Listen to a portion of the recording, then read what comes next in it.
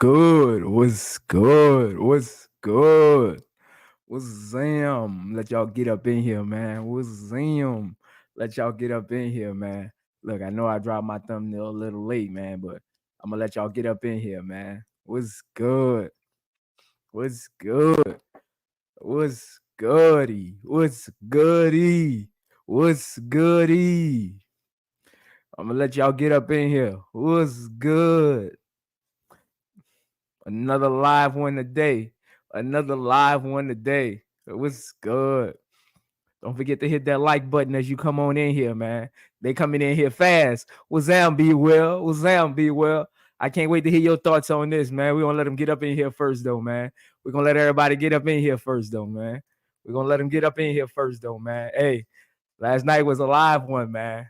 I wish it wasn't so late. I would have stayed on. Last night was a live one, man.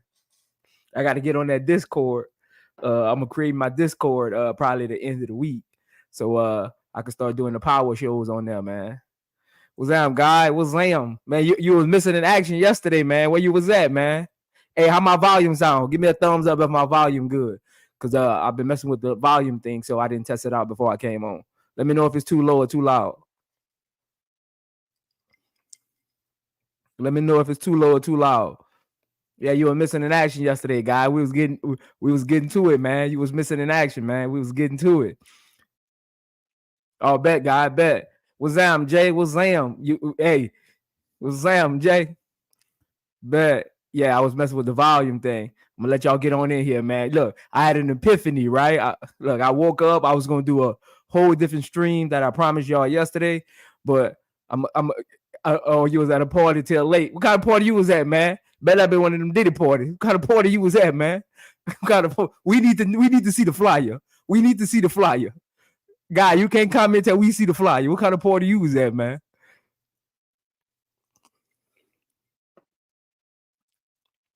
What's Zam, bro, guy? Hey, I'm gonna get you to come up today too, man. So make sure you stick around. Make sure you stick around, man. Make sure you stick around, man. Yeah, that's why if you read the those who coming in, if you read the if you read the caption of my video, we gonna come together today. Caitlinclark fans, you welcome here today. Angel Reese fans, you welcome here today. This is a safe space. I got my wrenches in the chat. You're being disrespectful, they're gonna get you out of here. Today we need to figure out what's going on. If you read the title, again, today it ain't about division. This again, those who don't know me, I'm a pastor's child. My mom's a pastor. She's been a pastor for a minute. So I grew up in the church. I grew up in the choir. I used to play the piano, the guitar. So I'm multi-talented. I'm not just an athlete. You know, I dabble in the music industry, but yeah. Hey, this is a safe place for all Caitlinclark fans, all Angel Reese fans today. Again, I was going to do a whole different stream, but again, like I said just now, I'm a pastor's child, and I woke up with an epiphany, man, and like something just took me to Facebook this morning when I woke up. I was in my office and I woke up and like I was on YouTube and on Twitter, and I usually don't even read like Twitter comments or watch Instagram reels and stuff like that, but today I watched them and I seen a lot of divide. I seen a lot of just toxicity in the air and negativity. So again, I was gonna get on here and get on Miss Engelbert, but again, we gonna talk about that for like 10 minutes. But I really want to get down to what the real issue is and how we can overcome it. You know what I'm saying? Like that's what I really want to get to. We're gonna let a couple more people come in here, man. Again, hit the like button as you coming in here, man. Hit the like button as you coming in. Again, we got a live one. Y'all caught me early, so no telling how long we gonna be on here. We gonna cut up today. Hit the like button as you come in. Hit the like button. We had 30 people and I got 11 likes, man. Hit the like button as you come in, man. Hit the like button so all my subscribers can know. Again, it ain't just about you getting this gospel. Let the rest of my subscribers get this gospel too, because some of them don't have the bell notifications on, so they don't really know when people be live. So as y'all come in, like the video, again, we're gonna give everybody a couple minutes to come on in here. We're gonna see if the algorithm could get me in there for my subscribers that ain't got the bell. Click, hit the bell as you come in, hit the bell though, so you get notifications in the future. You ain't got to worry about somebody liking the video to know if your whoever channels you following, if they're live or not. So hit that bell as y'all come in, man. Hit that bell and that like button as you come in. Yeah. Look, hey, it's cigar. Look, it's cigar time, Bink. I'm about to go get my cigar. It's cigar time, man. It's cigar time. Yeah. Bro, guy, pull up tomorrow, man. Pull up tomorrow. Look, I won't show people that ain't no animosity with me and you. Go on my page. I'm at 1:30. Pull up. I'm gonna let you come on the channel with me tomorrow because I'm live streaming the Aces Liberty game tomorrow. So you and B Will won't come up tomorrow, 1:30 Central Time. That's when I'm open the studio. We're gonna live stream the Liberty Aces game tomorrow, man. Because I'm an Aces fan. But again, I'm gonna let them come on in here in a little bit. Hit the like button as you come in for my subscribers that don't have the bell notification, so they know I'm live. Again, I was running late, so I literally just put my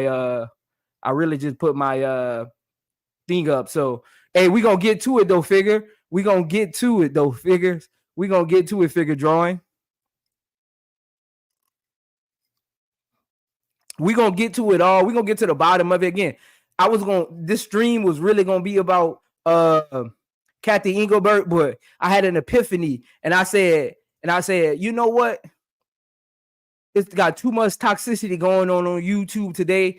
It needs to have a channel out there today. And again, I don't care if I don't have the biggest platform, but there needs to have a channel out there. I get enough views. I'll be at like almost 3K. So I get enough views. You know what I'm saying? Like it needs to have some platform out there that talks about how we can bridge this gap, because at the end of the day, this ain't what I grew up playing sports was about. I didn't know. I thought we got rid of that during the Bill Russell era. You know what I'm saying? I thought after that, sports brought us together. You know what I'm saying? Because in high school, I had, white players on my team, black players on my team, Asians, Hispanics on my teams. And when we was in the locker room, we was brothers. So I'm really trying to get. Oh, I mean, my bad. It's Sunday. My bad. You're right. I'm tripping. You're right. I mean, I've been thinking it's Saturday all day. Good looking, AB. Good looking, AB. Good looking, AB. Good looking. But yeah, on the thing it say Sunday though. On the thing it say Sunday, bro, guys. So Sunday. If you go to the thing, it will literally say the date on it.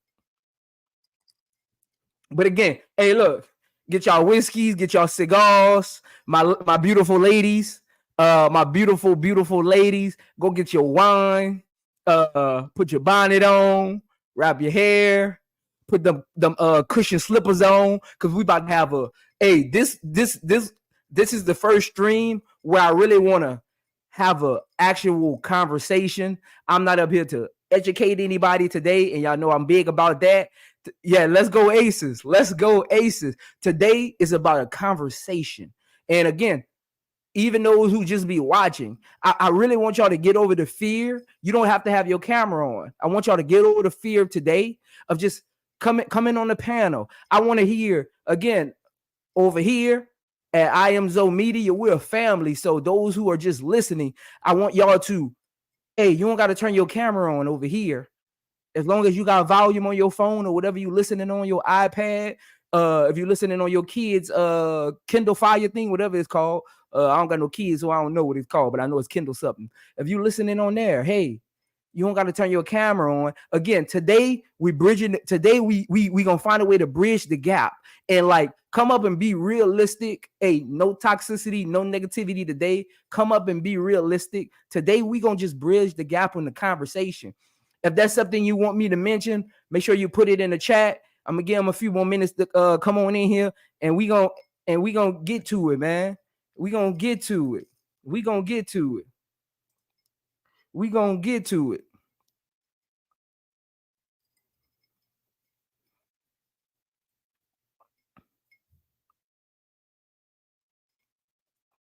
We gonna get to it. Gray back. I don't understand that. I don't even understand what you're saying. I'm confused. You might need to type that a little better.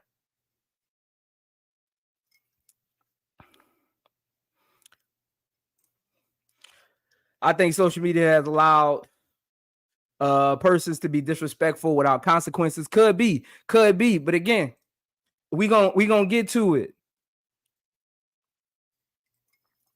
Hey, bro, guy, when you come up, you could talk about okay, all right. Hey, let's just Gray back, just I just want to make sure you're being respectful. You know what I'm saying? Try not to put even curse words in the chat, because today we don't need to be getting nobody out of their character. We all adults. Hopefully all y'all over 18, because my video was over 18. Again, today we just having an actual conversation on, and again, those who don't really come up a lot. I really want y'all to get out your comfort zone today. Come up, be respectful, no cursing, no throwing shots. I really want y'all to talk about how we can bridge the gap versus where it is. Like, when you come up, let's talk about how we can bridge the gap. I don't want to talk about where it is, because if we keep talking about where it is, we won't move forward. How do we bridge the gap versus talk about where it is? We already know where it is. We're living in it. Again, I thought we got kind of past all of this during the Bill Russell era. I thought, sports became come one, come all. Like, again, in my locker, and there you go, Brandon. Again, this is a Caitlin Clark free zone over here today. No bashing. We ain't. If you being respectful in the chat, if you bragging on Caitlin Clark, the rookie of the year, you got the right to. Because when LeBron James was rookie of the year, you better believe I was on everybody's head. You better believe I was on everybody's head. And again, sometimes we got to realize that as well. At some, like, that's why I want to have a real conversation today, because I don't think all of Caitlin Clark's fans are out for negativity. I think we got to stop combining two separate fan bases into one. You know what I'm saying? So that's what I want the real Caitlin Clark fans who are just true basketball people. Even if you, and again, we got to stop this though. We got to stop telling fans who just got to the WNBA, we got to stop telling them that they're not real WNBA fans because they just came here. At one point, you didn't watch NBA, and NBA fans weren't telling you that. So that's another thing we got to stop. And I'm talking about both sides. Because there's some Angel Reese fans who've never watched the WNBA before this year. There's some Caitlin Clark fans who never watched the WNBA before this year. I'm talking about both sides. Again, today we ain't talking about what we are. We talking about what bridging the gap looks like. And again, before we even get into it, I'm still going to try to educate y'all. I'm going to show y'all who the leadership of the WNBA PA is. I'm going to show you who's on the board, because some of y'all probably not even Chicago Sky fans or Indiana Fever fans. So I'm gonna pull up the whole player representative for each team, and I'm gonna show y'all. Again, over here, we don't just talk about it, we show it, we be about it. Hey, I want my channel to be the first channel that at least attempted to bridge the gap in some way. We got to get back to just having fun. I don't got many subscribers right now. They hacked my other channel, so this is my new channel. Only been up a week, but again, I'm still getting them views though, because people know I keep it real. You know what I'm saying? Like Brandon know I keep it real. Like again, Caitlin Clark was a point guard. I have no problem with Caitlin Clark over here. I was a point guard. I love the way that she plays offense. But again, anybody who knows me, I critique all players' games, even though I don't give them criticism. If Angel Reese needs to work on her layups, I'm going to say it. If Caitlin Clark needs to work on her defense and how she runs her offense, I'm going to say it. And it's okay if you have a point of view. That's what basketball was originally about. When did point of views become hatred? That's why we need to bridge the gap, because I think a lot of fans who are coming into the space, I don't think they really, and I think I was having a conversation with somebody. I think that, and y'all can tell me if I'm wrong. Hey, they pulling up. We deep in here today. Hey, they pulling up. It's only 5:15 and they pulling up. We deep in here today. They pulling up. Yeah, I'm gonna give them about 5 more minutes to come on in here, but y'all gonna hear this soliloquy while I'm waiting on them. I was having a conversation with somebody today, and chat, tell me what y'all think about this. I think that, you know how you get a new student in class at school, right? They took all kind of social studies, math classes, but it's the way a teacher teaches how a student interacts with the class. And when you get a new student in class, it could be your senior year. They've been in school all these years and they're a senior and they are new to your school, right? even though they know about social studies, it's about the environment of the classroom because every teacher teaches differently. What do y'all do? Be honest. I'm talking to CaitlincLark fans and Angel Reese fans. What do y'all do? Y'all wrap your arms around them.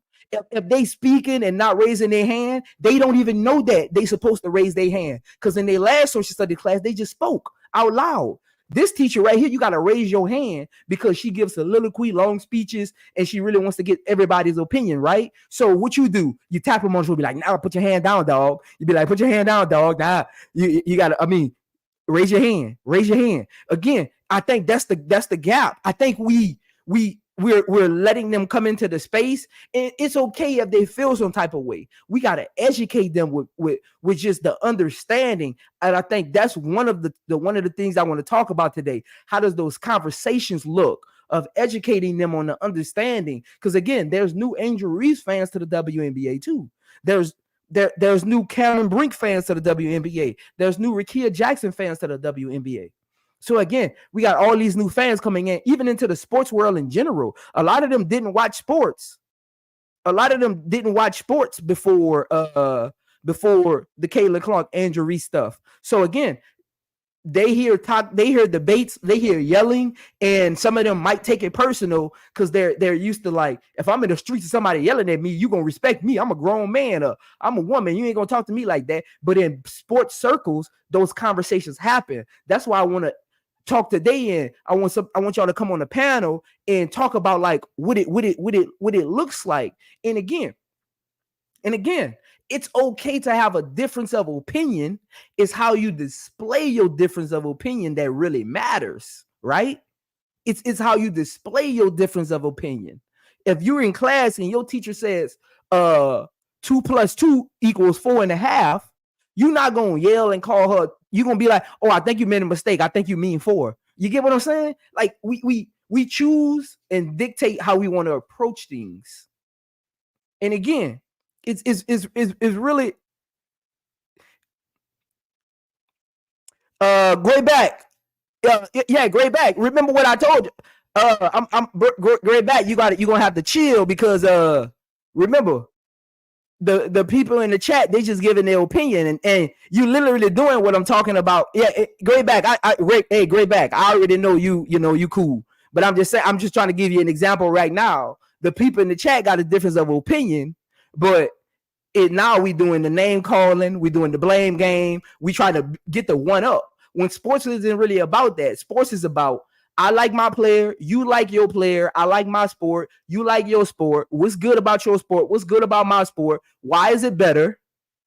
Why is it not better? And kind of go from there versus taking personal shots, going deep into people's lives. Like sports became a toxic thing over time. And again, today, I want y'all to really get out of your comfort zones. I want some of y'all to really come up on the panel. Again, I look again. If those in the chat, like Celia that just came in, hey, we don't need to go back at Grayback because he gonna just respond, because we all, at the end of the day, we all grown, right? So he gonna just respond. Today, instead of us responding in the chat, let people come on the panel and educate them on, like, because I think most of the divide is we don't really know how to have the conversation the right way, and we don't educate people. Because again, we come from all different types of life. Again, I'm from Louisiana, baby. Look, the way we actually talk, the way I talk on here is not the way I talk growing up in the hood. It's a different kind of thing. And those who from the hood know what I'm talking about. But when you go inside of work, you talk a different type of way. When you're on these podcasts, you talk a different type of way, because you know you have to succumb to the people that's listening. And again, with all of this, I think that is where the divide is. We're not being patient enough to educate, and the people who need to be educated aren't being patient enough to listen. I'm gonna say that again, and let me drink why I say that. We not being patient enough to educate, and those who need to be educated aren't patient enough to listen. Everybody trying to be triggered about everything. Again, sports conversations should not bleed into personal lives, should not bleed into personal attacks, should not bleed into racism, because the basketball is orange, the football is brown. So I'm confused at how it translates into society. And again, that's why the title of this video is the Angel Reese Caitlinclark debate is leaving a black cloud over sports. We're getting away from sports. You got some of you in the chat. Adam said, "Let me hear. Well, let me get to some of these chats because I was rolling. I got this whiskey. I gotta go get my cigar, man. Guy, where my cigar at, guy, man? Yeah, the knowledge of basketball to come first, then the conversation comes second. The conversation cannot be one way. Yeah, again, it does start there, Anthony, but it's on how you're educating, right? It's on how you're educating. What's good, Brooklyn? You gonna come up in a minute, man. What's good, Brooklyn? You're gonna come up in a minute, man. Hey, look, Brooklyn, it's all love and peace. And again, me and bro guy, we talked about it. So again, and I think people that was on KSAF's panel, even they took the conversation wrong. Again, because I started with something bro guy said. The whole panel and the chat thought the whole time I was talking was about bro guy. Everything I said after Aliyah Boston was not even for bro guy because he wasn't even talking about that. I was really talking to the chat and what I have been seeing on social media. So anything I said after Aliyah Boston wasn't for bro guy, and that's why I told him that yesterday on Show Channel. I had a lot on my chest. Hey, don't forget to hit the like button when you come in, man. Don't forget to hit the like button when you come in, man. Again, yeah, it is a reflection of society, and it all warts. Herbert Rollins. So as individuals who love the sport, talk about holding you accountable. Hey, hold me accountable. I'm an athlete. Hold me accountable. I don't mind. Again, if you're a fan of the sport or you a athlete who's played before,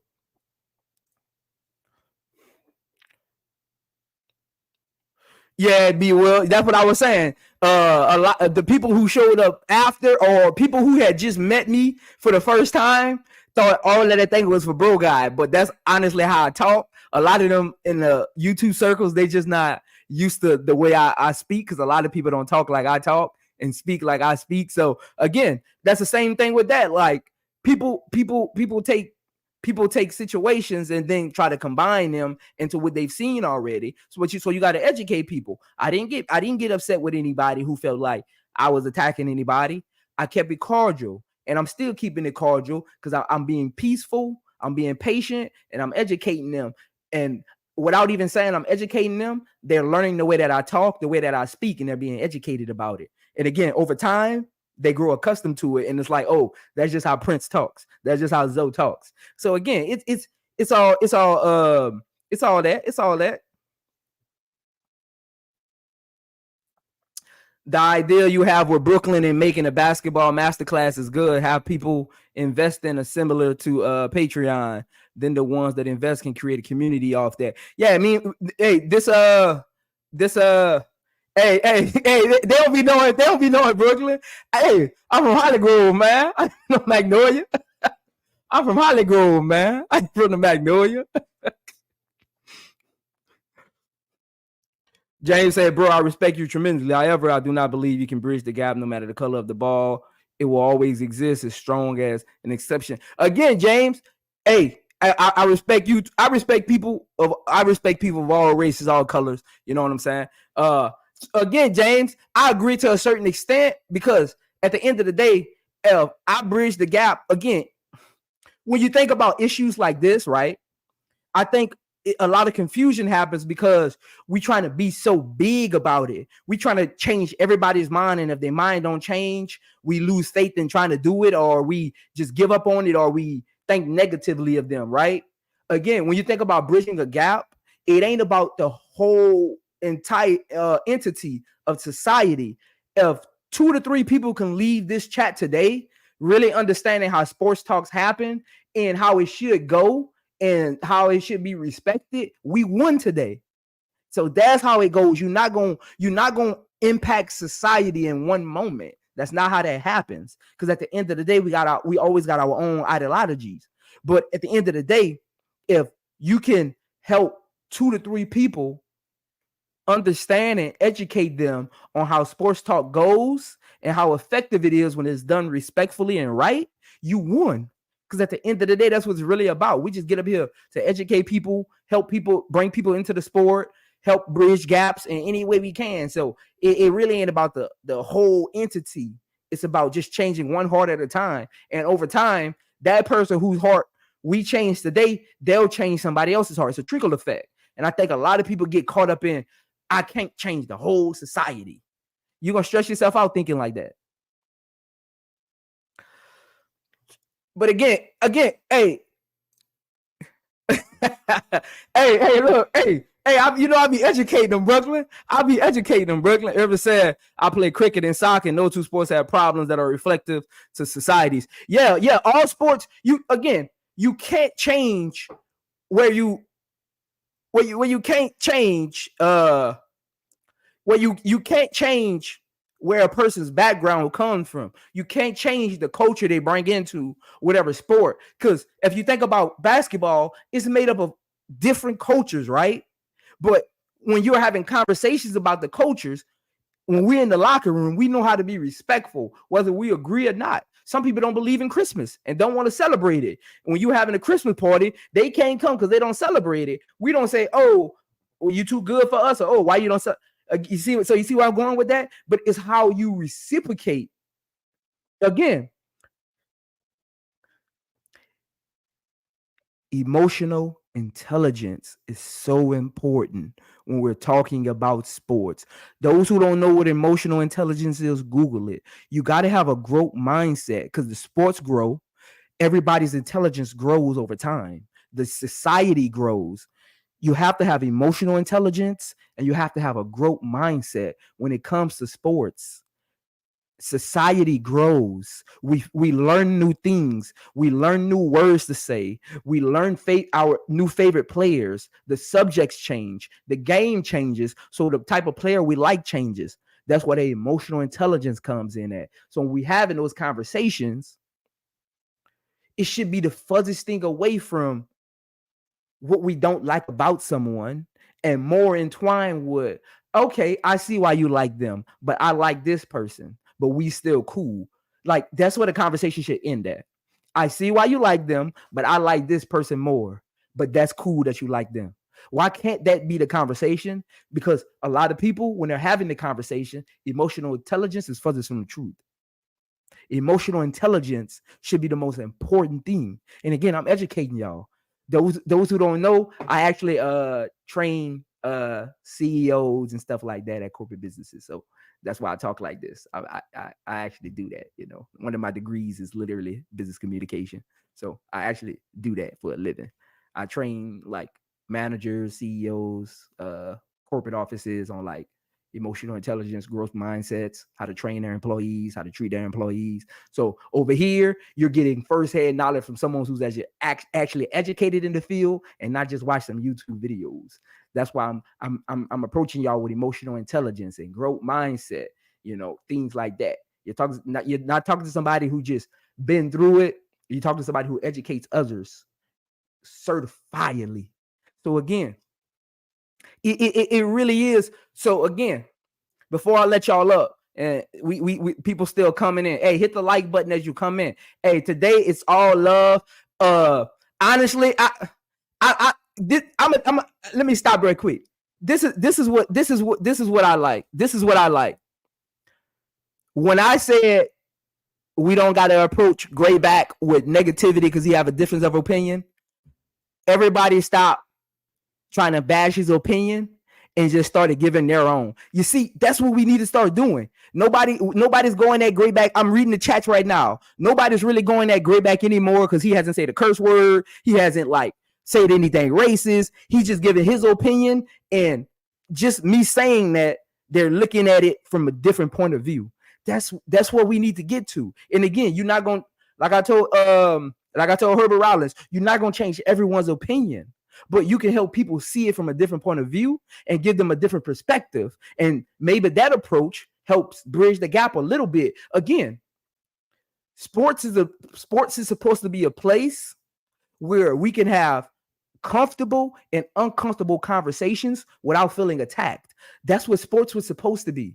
Sports was supposed to be a place where we can have comfortable and uncomfortable conversations without feeling attacked because we leave it on the court. So again, it's really about that. And again, don't mind Brooklyn. Again, Gamble, it ain't really confusion. He thinks Angel Reese is better than Caitlinclark. he thinks Angel Reese is better than Caitlinclark.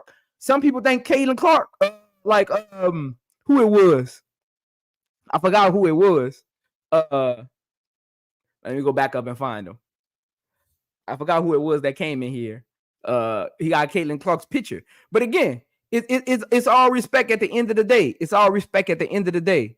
So again, it's just really how we approach things.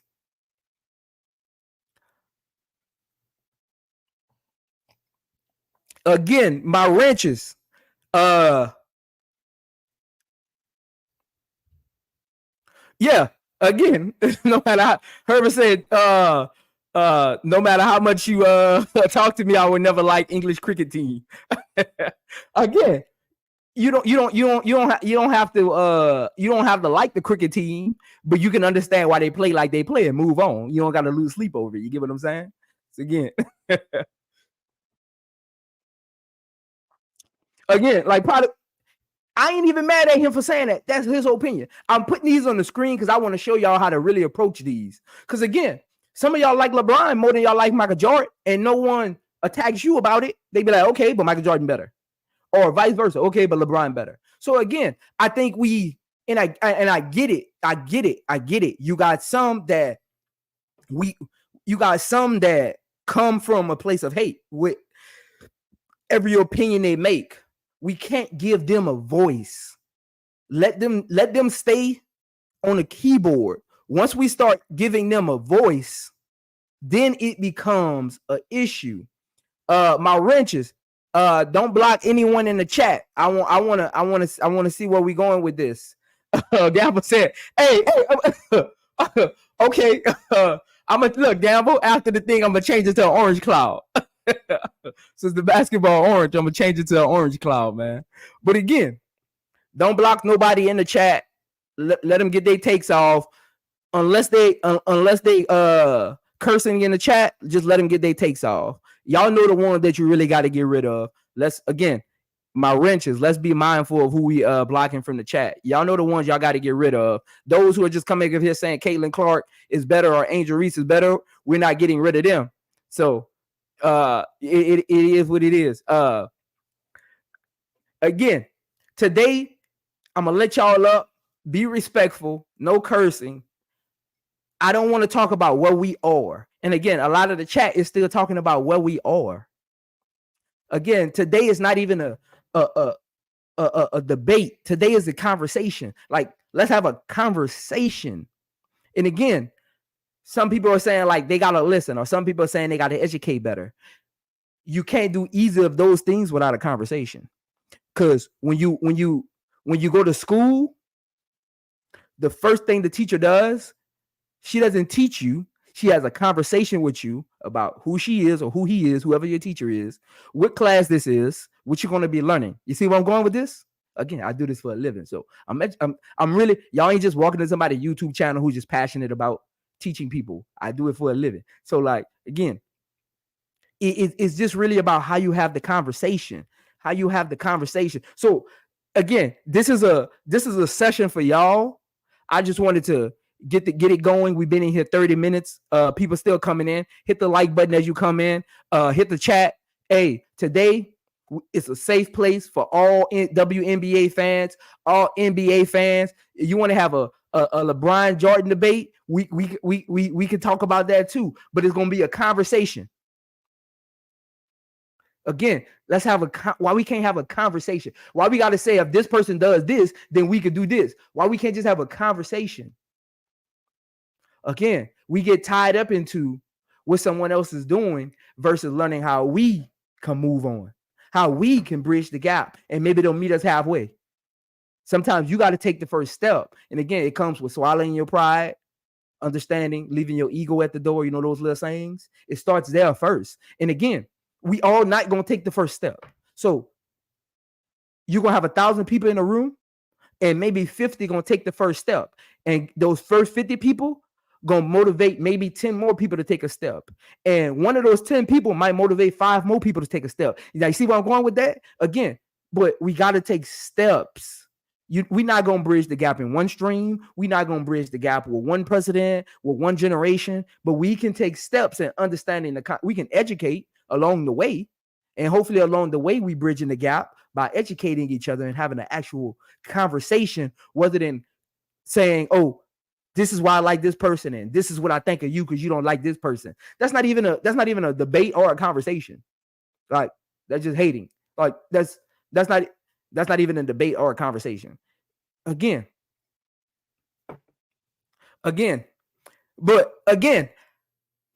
James, how do you know people aren't intelligent? You see what I'm saying? It might got some slow people in this world, but you trying to put everybody that don't agree with you in a bucket of they're not intelligent. You see where I'm going with that? That's what I was talking about earlier. You see where I'm going with that? It's just having a conversation, not built out of judgment. Like a lot of people don't know how to even have to. I've been to a lot of businesses, big businesses like Chase, IMB. A lot of them don't know how to have conversations without pointing fingers, and it's very, very weird. And I'm talking about I've been at big corporations that some of y'all bank at, some of y'all use for technology, and I'm training the CEOs on diversity, inclusion, and quality, training them on like how to train employees. And it's weird. They don't even know how to have conversations without trying to get the one up. That's not a conversation. That's a debate. Are we having a debate or a conversation? Are you trying to win or are you trying to educate? You got to choose a side and stick to it. Today, if you come up, we not trying to debate. We not trying to win. Listen to me. We not trying to win. We're trying to educate and have a conversation. Can we just do that? I don't need nobody to try to win today because that's where it starts at. Everybody's trying to win. Can we have a conversation and educate? We don't need to win. Everything we say, we don't need to win. Everything doesn't have to be a competition. Education isn't a competition. I thought education was inclusivity. Everyone wins. That's what I thought educating was. Maybe I'm mistaken, but I thought educating was everybody wins.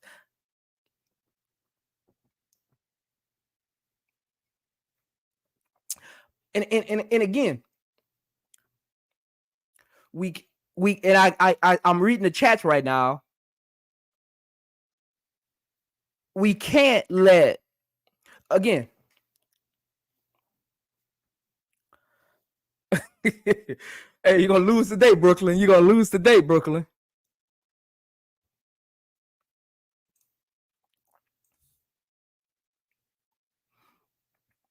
See, that's the ones I get out of here. That's the ones I get out of here. He literally chatted. Enough talking. Let's get to the conversation.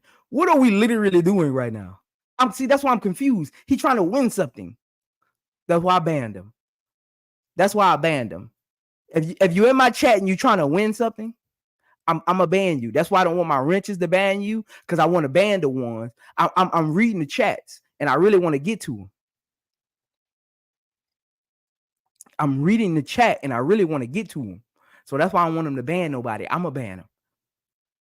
Again, some people come from struggles that have a chip on their shoulder because of the system has always done them wrong. Those who the system haven't done wrong before, when you're having a conversation with them, understand where they're coming from. Again, systematic things or really hit some people at the core. Let them have their moment. You don't have to win in the moment saying, well, if you did this or you did that, you trying to win. Why are you making excuses for them? That's their journey. That's their journey. The system affects everybody in a different way. That's their journey. Again, even like I see some chats right now, they're talking about like social media and stuff. Again, we're letting the voices of the few affect the voices of the many. Because again, I'll say it on my channel. I don't care how nobody feels about it. I do not feel like all Caitlinclark fans move in racism. I don't. I've met some. I know some personally. I see them every day. Again, I don't let the voices of a few speak for the voices of many. I have a great enough emotional intelligence and understanding to understand that. Again, when you're listening to people talk, emotional intelligence has to come into play, or else you're moving with your own objective. Again. And again, Jessica, you don't have to call someone great because the media says so. Yeah, and I wish more people would do the same. You don't have to move to the media's tune. You don't have to move to the media's tune. And again, that's why I always say, and even in the chat right now, and I just dropped the link. Again, when you come up, no cursing. Let's have a conversation. Don't come up here to win. I just dropped the link. Again, those who come in and hit the like button, hey, this is a safe place today for all WNBA fans. This is a safe place today for all WNBA fans. I just dropped the link. But again, even with media, are they the voices of the few or the voices of the many? Because everybody ain't in media. I literally just said that. And we still talking about the media. Again, Robert, I do this for a living. So here go my education to you. Robert said, yeah, but the conversation has to be, I don't even know what he, hold on, it's moving too fast. Explicit purposes. Why does every conversation have to have a purpose?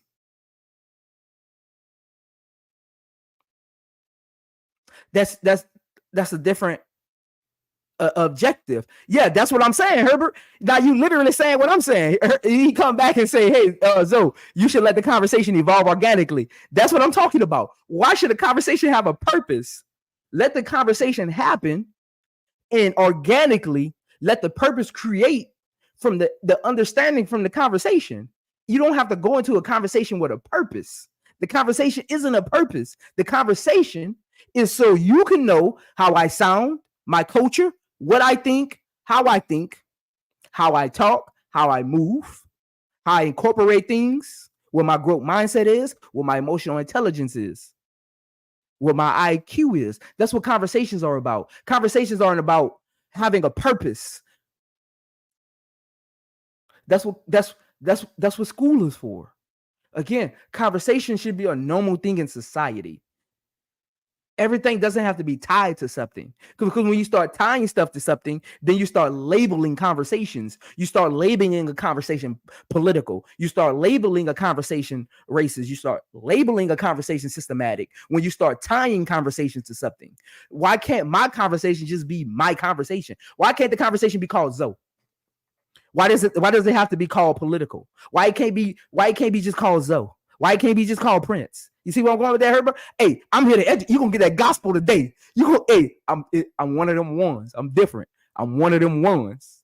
Yes, I'm serious. Herbert Rollins, for you to type that, you still don't understand. But I'm here to educate you. Sometimes it just take some people a little while longer to click onto it, and it's okay. What's up, my boy B Will? What's up, man? What's happening?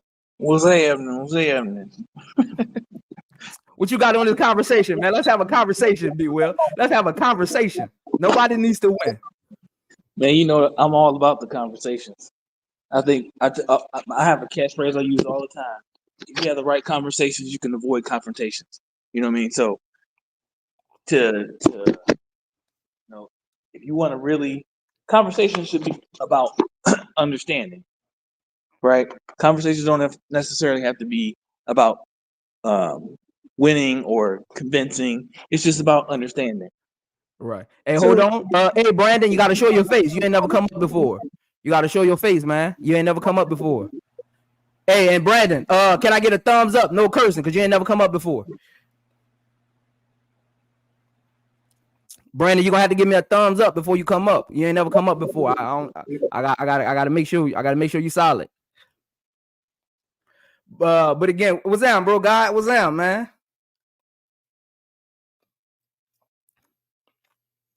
Yeah, let me hit that Grayback very quick. Because he's making the point that, and I think it's a legitimate point, right? Because when you hear, let me say this. Hey, Grayback, I appreciate you being in the chat, staying solid, not cursing before B Will, get to you. I just want to let you know I appreciate that, because at the end of the day, you just got a difference of opinion, but what you saying shouldn't be affecting anybody because that's your opinion. But go ahead, B Will.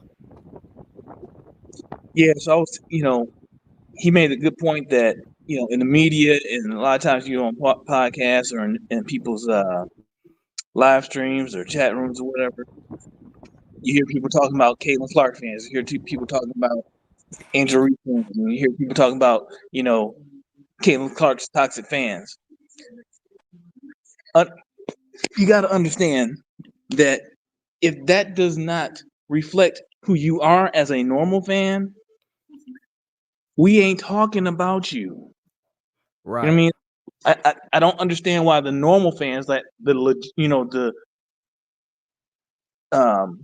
So again, we have a conversation, be well, and educate. So tell the people what you consider a normal fan. Somebody that's watching the game for enjoyment. Somebody that's appreciates what their favorite player is doing, and can be good with that without tearing down other players and tearing down the league.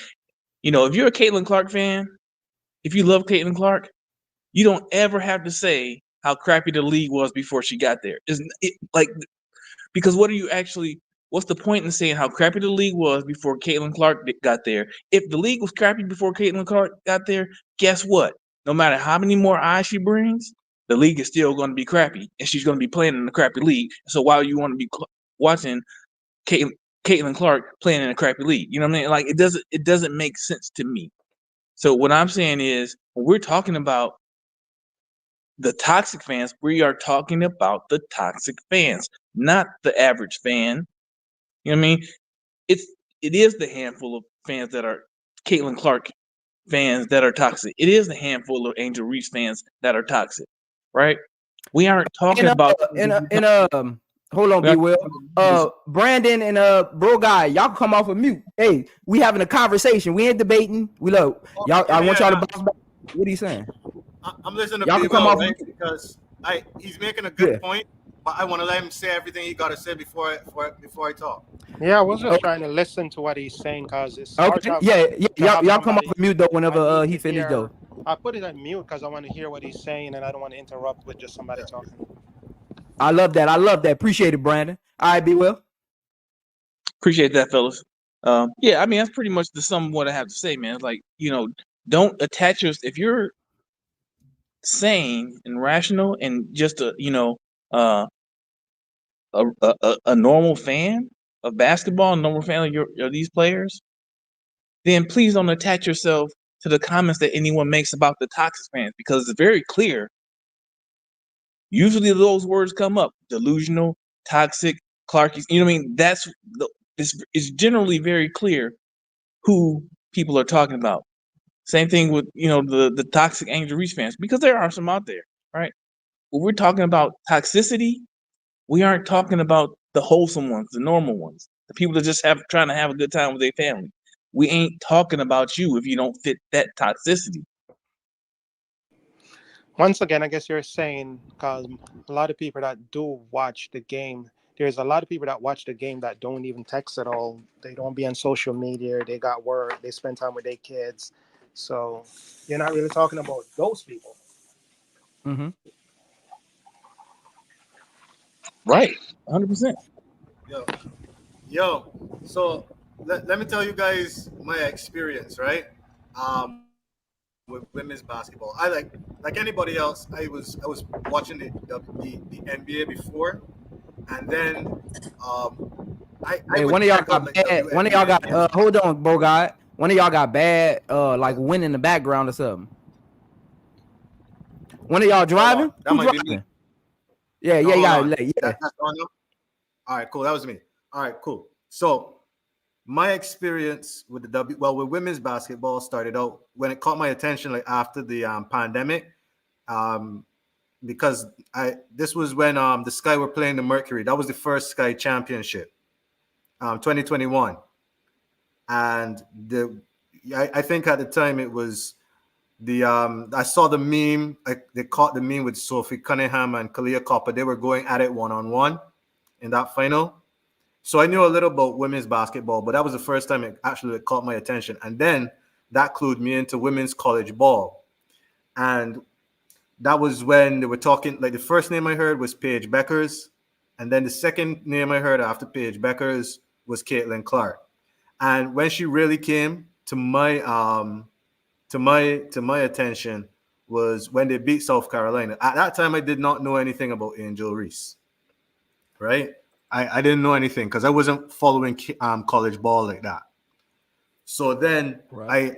I actually expected, because that's all the media was covering. They were covering Iowa and LSU. So I was like, whoa, this girl probably gonna go win the championship. That'd be pretty crazy, because I thought like, Iowa's probably like this small college. I don't really know much about it. I heard about like UConn, Notre Dame, and South Carolina, but I don't really know much. However, and then she lost, and I was kind of surprised. And then I realized that there's this whole world of college ball and women's ball that I don't know about. So I got into the game and I learned about the different teams and the players, and I learned about like Aliyah Boston. And then I came into this season and I was like, all right, I'm gonna pick a team. I'm gonna pick the Fever because they got Clark and they got Boston. Those are my two favorite players, right? So it just made sense to back them. So the thing about it is that at the beginning of the season, I was looking for Fever and Clark spaces online to talk basketball. And my experience was, I can't do this, because literally all those spaces were bash Angel Reese. Like, it was a waste of my time. I could not find a space where people would just talk basketball. It was just drama and clicks. So because of that, I found myself gravitating to like Showtime and Simply Ball dropping, because they, like, even though I disagreed with what they were saying, like, they were talking about basketball. And that's what I wanted to be in the spaces. I don't want to be talking about, how this person looks, or a lot of people dropping a lot of slick comments about how a woman looks or what she's wearing or all that crap. Like, I like, even if you make a joke about someone breaking shots, like, all right, fair enough. Once you don't take it overboard, that's still talking about play, right? But if you're gonna talk about stuff that's outside of the game, then I'm really not here for that. So that's why I'm glad, like, I'll go on Showtime's panel, and I know half of the time, like, if there's 6 people on the panel, 5 of them disagree with me, but that's not a problem, because I'm coming here to talk ball. I feel like what happened was the media caught a hold of that whole Caitlinclark Angel Reese rivalry, and yes, she may have had, like, she definitely did have a lot of racist supporters in the beginning, but they were like, all right, here what we got something that this is the most watched final ever. They're just gonna run with this narrative, and they kind of made more racists latch on. They kind of emboldened people that they never should have done, right? Like they put that was all they put in the headlines, about CaitlincLark, Angel Reese, and not only the rivalry between the two players, but the rivalry between the fans. And like that's kind of where it's at now. And even the WNBA, Kathy Engelbert, basically came out and admitted it. That's what we want. That's what's making us money. She got criticized for it, but it was kind of obvious from the beginning. So I'm so into it right now. A lot of people said, "Oh man, CaitlincLark is out of the playoffs. We're not gonna watch anymore." I don't care, bro. I'm gonna watch the semis and I'm gonna watch the finals. I want to see who is gonna win, and I want to see what the Fever are gonna look like. I want to see what all the other teams are gonna look like next year. And I'm not here for anyone who doesn't care about women's ball, because right now, to me, the women are putting out a better product than the men. Yeah, let me piggyback off of you.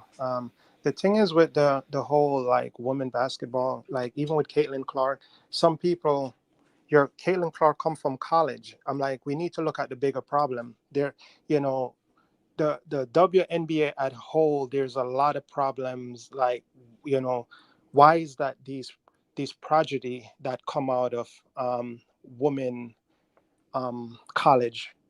Why don't they fans follow them? And what happened to them?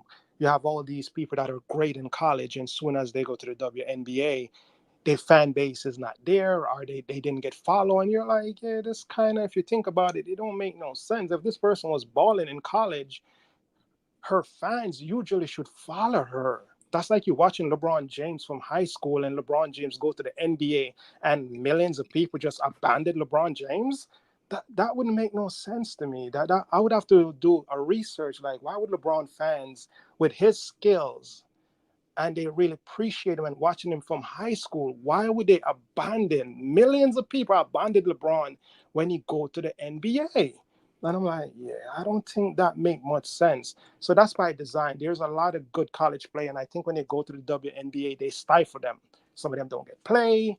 Some of them, they treat them a certain way. Their fans start looking at them like, yeah, I think this person is better. So I think the WNBA kill a lot of their fan base for casual fans that are watching college ball. And when these people get to the WNBA, the way you treat them, got a lot of politics. They're not getting play. You got coaches dating the players. You got players do. So there's a lot of weird things that's going on why the college basketball haven't grown.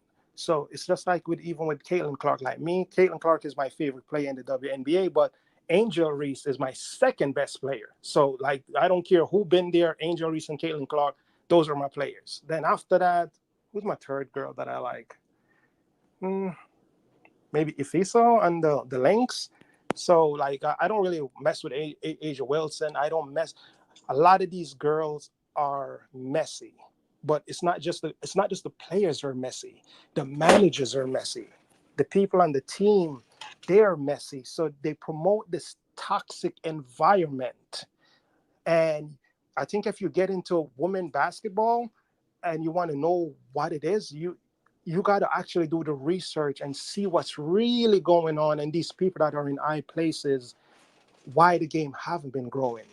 And then it's like even with CaitlincLark come in, and some people like CaitlincLark just because, okay, yeah, she's in Iowa, she break all these records, okay, cool. But then every time somebody on TV try to give her a little credit here, people saying, oh, what about so and so that played 20 years ago? I'm like, I'm like, nobody cares. I'm like, remember when you have a sports, it's not about if somebody start watching like NBA tomorrow and they decide to talk about Jordan or LeBron or Kobe.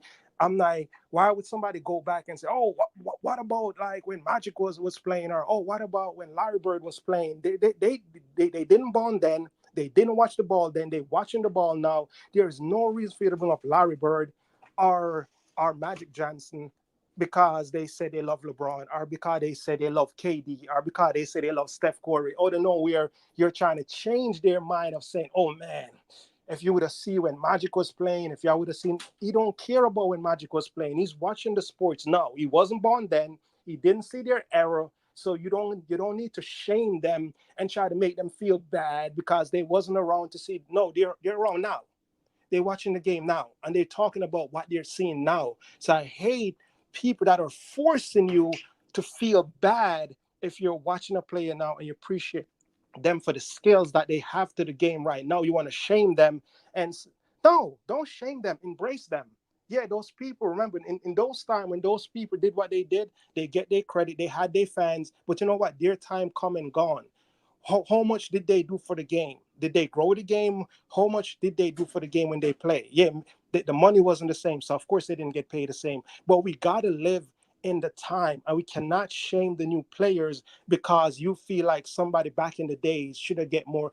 They didn't born back in the days, they born now. So I think we need to be more realistic of what we are saying and what we are judging. Like, once again, as I said, Clark is my favorite player. Angel Reese is my second favorite. So I love both of them. Yeah, Angel Reese have her ways, but I love her for all her ways. I love her for all her quirks. I love her for, the stuff she do. I love her for her heart she have on the floor. I love the way her basketball IQ, everything that I appreciate her for her, but I also appreciate Caitlin for. And once again, Angel Reese and Caitlin, we got to take into account, even with their first season, they coming off of this really long season in college. So they are tired. They're literally on pace to play 80 games. Nobody cut them no break and say, you know what? They really don't know this team. They coming out of college. The two of them was literally almost in the finals. Caitlin go one run after Angel Reese. Caitlin literally take Angel Reese team out, then go to the finals and lose. So the two of them play a lot of basketball, coming, getting drafted, running around, not getting no rest. They're on this new team. They don't know these people. No, they got to try to gel. There's no real training camps. So these are all new people that they don't know. They got no chemistry. They still really tired because they don't have a real off season. So it's like they continuing their season right out of college, coming off a championship game. So now they're like, all right, let me try to get my body ready, and let's go play basketball and see what we could do. Usually we probably could complain and said, all right, we're going to take the whole year off. But even though we're probably tired and we didn't have a real training camp and we don't know these people, we're going to go with what we could do and we're going to give it what we have. And people that talk about these girls, nobody actually say like, yo, these girls didn't have a real, they don't know these people, and they coming straight, they on pace. Remember, Caitlin and Angel, amazing playing in just the college road. We don't know them for playing amazing going on an 82-game season. The women, they don't play 80 games like the guys. So we got to take that into account. Like, yeah, they're not, like even with Caitlin, I think she could have been a lot better. Angel could have been a lot better. But I think they play way more basketball than they would have usually play if it was just a regular season. But a lot of people don't want to take that into account. And as I said, there's a lot there. Just appreciate the people for what they're doing. And I don't got to hate on Angel to make Caitlin look better, and I don't got to hate on Caitlin to make Angel look better. I could appreciate both of them for what they bring to the game, and Angel Right. and Caitlin, Hit the not like the problem. button, man. Hit the like button as y'all come in, and continue to comment in the chat. Hey, y'all cutting up in the chat. Hey, Brooklyn, you got to calm down, man. You cutting up in the chat. You got to calm down, man. You cutting up, man. Can I ask the brother a question real quick? Yeah, Brooklyn, you're running my fans away, man. You got to calm down. Can I ask the brother a question right quick? Yeah. It's a conversation. This is a conversation. All right. So, my man, what's your name again? Brandon. That's my brother's name, my twin brother's name, by the way, as a matter of fact. But hey, so Brandon, I like what you had to say, man. I completely was following what you were saying. I want to get back to the point you made about bringing up the other players that are not in the league anymore, the greats that are not in the league anymore. I just want to. So you said you just started watching. Did you know who Sue Bird was before this year?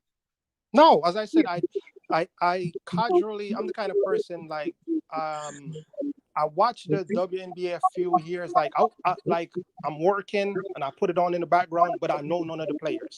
I know San Antonio had a team, and I used to see the Sparks game because San Antonio don't even have a women's team anymore. So, you in San Antonio? I don't know these players really. No. I'm saying, are you in San Antonio? No. I'm in New York. Oh, okay, because I'm in San Antonio. You brought up San Antonio. But so the point of my question is, and I could run down a list of other all-time greats or, great previous WNBA players. But the point I'm making is, if you didn't know Sue Bird, then tell me what context do you have to appreciate CaitlincLark breaking a Sue Bird record? If you don't have context, if you don't know who some of these other players are, when Angel Reese breaks Tamika Catchings' record, where's the context? You know, where's your context on how great an achievement that actually is, if you don't have the context of how great a player that other player was? You know what I mean? So I bring this up just to say, not to counter your point, but just to give you a different perspective of why some of these media folks are bringing those things up. Hey, Yeah, yes, the thing great, is though, but I'm these like, other. why don't we just bring it on to black and white? If somebody score 1,000 points, and that means you got to be really good to be 1,000 points, why can't you just appreciate the person that they score 1,000 points? I don't need to go back and say, oh, the guy that scored 1,000 points before was so great. I know it's hard to score 1,000 points, and you did it. And even if I didn't know who did it before you, I know you did it, and I appreciate that you score 1,000 points, because it's not an easy thing to do. And I could just appreciate you because you do it. I don't have to go back and see who would do it before you if I don't choose to. I'm just going to appreciate you because I know the game that you play. It is hard to play 1,000 points, to get 1,000 points. Once it's something that is not easily get, I could just appreciate you that you get it. I could go back and see who get it before you, but I don't have to, and I could still love the game for where it is. All right, so I wanna jump before in you there. go, bro, before you go, I'm gonna say something about that that whole situation. So this is my take on that, right? And I listened to both of you just now, and something just hit me. Yeah, we listen again. If you're a student of the game, right? If you're a student of the game, I remember growing up in the neighborhood and me saying, I'm the best point guard to come out of this city. And I remember OGs not getting mad at me for saying that, because I wasn't even born when some of the dudes that were better than me that played at LSU and played in the NBA came out of, the area. So I wasn't disrespecting them. I just wasn't educated on them. And again, like I said earlier, sometimes when we're educating, we don't have enough patience to educate. And sometimes the people that need to be educated don't have enough patience to listen. And that's where bridging the gap starts at. Both sides have to have patience when you think about new fans, old fans, those who know history, like you, B. Will, and probably Bro God as well, because I hear him talk a lot. He has a lot of context about college and probably like WNBA players there before even this era. Same thing with you, B. Will, because you brought up Tamika Catchings and Angel Reese breaking her record and asking him, did he know her? Was he educated on her? I'll say this. I don't blame him for not knowing those players and praising whoever scored 1,000 points in. I don't blame him for anyone for praising Angel Reese and not knowing who Sylvia Fowles is and Tamika Catchings are. I don't blame them for that, because again, they're new fans. It's just that's why I gave the analogy of a kid comes into school the first day. He didn't been in social studies. He's a senior. He walks in your senior class. His dad's in the military. He comes in class and he says, "Hey teacher, can you put that letter back on the that word back on the board? I didn't write it down yet. I didn't have time to write it down." Instead of raising their hand, everybody in the class who is looking out for that person is going to say, "Oh, hey, no, raise your hand." They're going to hit him on the shoulder and be like, just raise your hand. Again, you see where I'm going with that, B. Will and Bro God? Like, it's two sides to it. It's about who wants to take the first step with the patience of, like, B. Will, this is your chance to educate him versus asking him, "Hey, do you know who this is?" Because now it's like, well, you ain't educated enough to celebrate the person who you've seen score 1,000 points versus, hey, CaitlincLark scored 1,000 points, but whoever else scored the 1,000 points, they did it in this amount of games, not taking anything away from Caitlinclark, but these are some other people who scored 1,000 points. Just want to let you know about them. That way, when he's probably having chats with other people, he can bring up 3 people that you told him about. You see what I'm saying? Like, in it is not going to show in this conversation. It's going to show in Brandon's next conversation, where he's going to educate somebody else on 3 people that scored 1,000 points, and 2 of them he didn't know about. You see what I'm saying? No, that was exactly my point. I wasn't trying to bring attention to his lack of knowledge. I was just trying to bring some context as to why, because what he had a problem with, what he expressed the problem with was, sorry about these doggone dogs. What he expressed his problem was the media bringing attention to these players, and I was trying to say, hey, look at it from a different perspective. This is why there's this is a different way of looking at that that situation. I wasn't trying to demean his. No. That's why I brought your conversation up, because you and Brandon literally had the conversation I was talking about. Like, y'all having a conversation, y'all ain't belittling each other for him not knowing information or liking a different player. So that's why I really brought it up. Like, that's the kind of conversations we need to have. Like, you're educating him, letting him know he probably didn't even know who Tamika Catchings was. Okay, and you educate him on the rebound. So I heard all of these people name like Tamika Catchings, but I haven't watched their game. As I said, I didn't watch the women game like that. I put it on in the background. I didn't really. More people watch the college game, and then, as I said, most people don't watch a women NBA like that. Usually, a lot of people, as you see, take the women NBA for a joke. Every time somebody usually talk, they had some hardcore fans that watch that here in and here out, but the majority of people at large didn't watch the women game, and that's just facts. When you go check the numbers, you have some hardcore fans, 300,000 people that watch it here in and here out. And the game been stuck for years now. The game haven't been growing. So even with all these great players, the game haven't been growing. And if y'all want to be technical, if it wasn't for the NBA, the women NBA would have been closed down a long time ago, because they're not really making money. And that's the truth. They're not making money. Caitlinclark, Angel Reese, and this new generation of fresh blood that's actually in the WNBA finally going to probably see some profits. For the 28 years that they've been exist, they haven't been making money. And the only reason why they're still open is because people keep giving them money to keep them open, even though they're not making money. They're not turning profit. And that's the truth. And some hardcore fans hate when you say that, but it's the truth. I'm not going to sugarcoat it and say, no, they've been around for 28 years because people, it's like I have a failing company, but every time I don't make money, I just go to my billionaire dad and said, well, I didn't make any money this year. My dad said, don't worry, I got you. Next year, I didn't make no money, Dad, I got you. Oh, I didn't make any money, Dad, I got you. I didn't make any money, I got you. I didn't make any, I got you. So my business is only still open because my billionaire father keep giving me money, even though I'm not giving him any money, no profit. And then not only I'm not making no money, I got my employees going around and complaining that I should pay them more. Bad enough, my business is open. Let me ask you this though, Brandon. Let me ask you this. In your conversations, because I'm really trying to bridge the gap on even that. So in your conversation, when you're on panels, when you're talking with friends, how often do you bring up the NBA being in influx before Larry Bird and Magic Johnson, when everything was on playback? How often you bring that up? Yeah, but the NBA is in a great place now. That ain't what I asked you. See, we just having a conversation.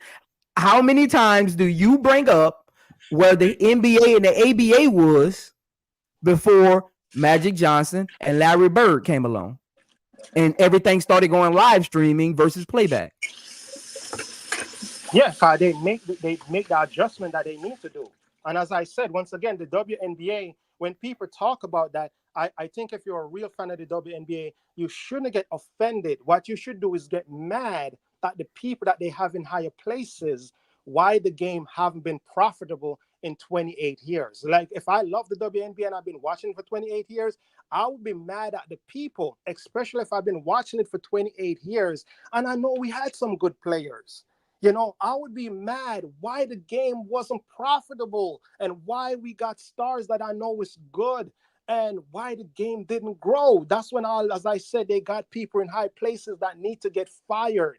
Like if I got a company that's not making money, but I know I got the goods, it's like somebody said, yo, I'm giving you that good, and I know people need this.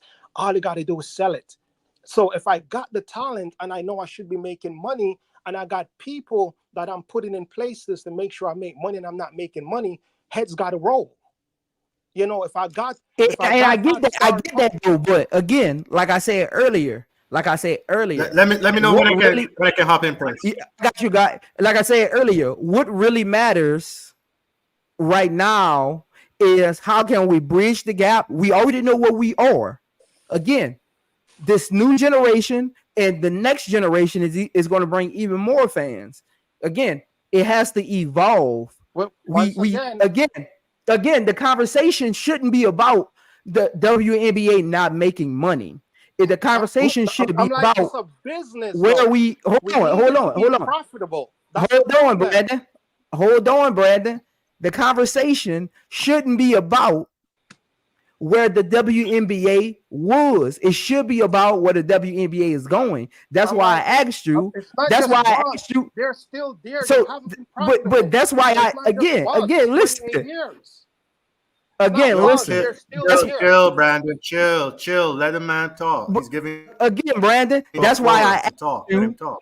That's why I asked you, and you never even answered the question. You tried to escape it and go into another conversation. You never answered the question. I said, when you talk about the NBA, how many times do you bring up when the NBA was almost in purgatory and the ABA had to move into the NBA? How many times do you bring that up in a conversation? Is what I'm asking. Like everybody that when I talk in stuff and they go back in the days. They said, yeah, when the ABA and all these people come together, as they said, they make business move, they come together and they did what they did to make. But you're not answering the question. That is the question. You're not answering. No, how many times? Give me a number. How many times do you bring up when the NBA and the ABA were struggling? I'm like, when you talking NBA, just answer the question. Say 1, 2, or 3. Just say 1, 2, or 3. Just say 1, 2, or 3. Because once again, people bring that up. I'm not gonna lie and say. But now we're having a whole conversation about. You, like no one brought that up. You brought that up. We're having a whole conversation about the WNBA struggling. You see, you're making. No. Just have the conversation.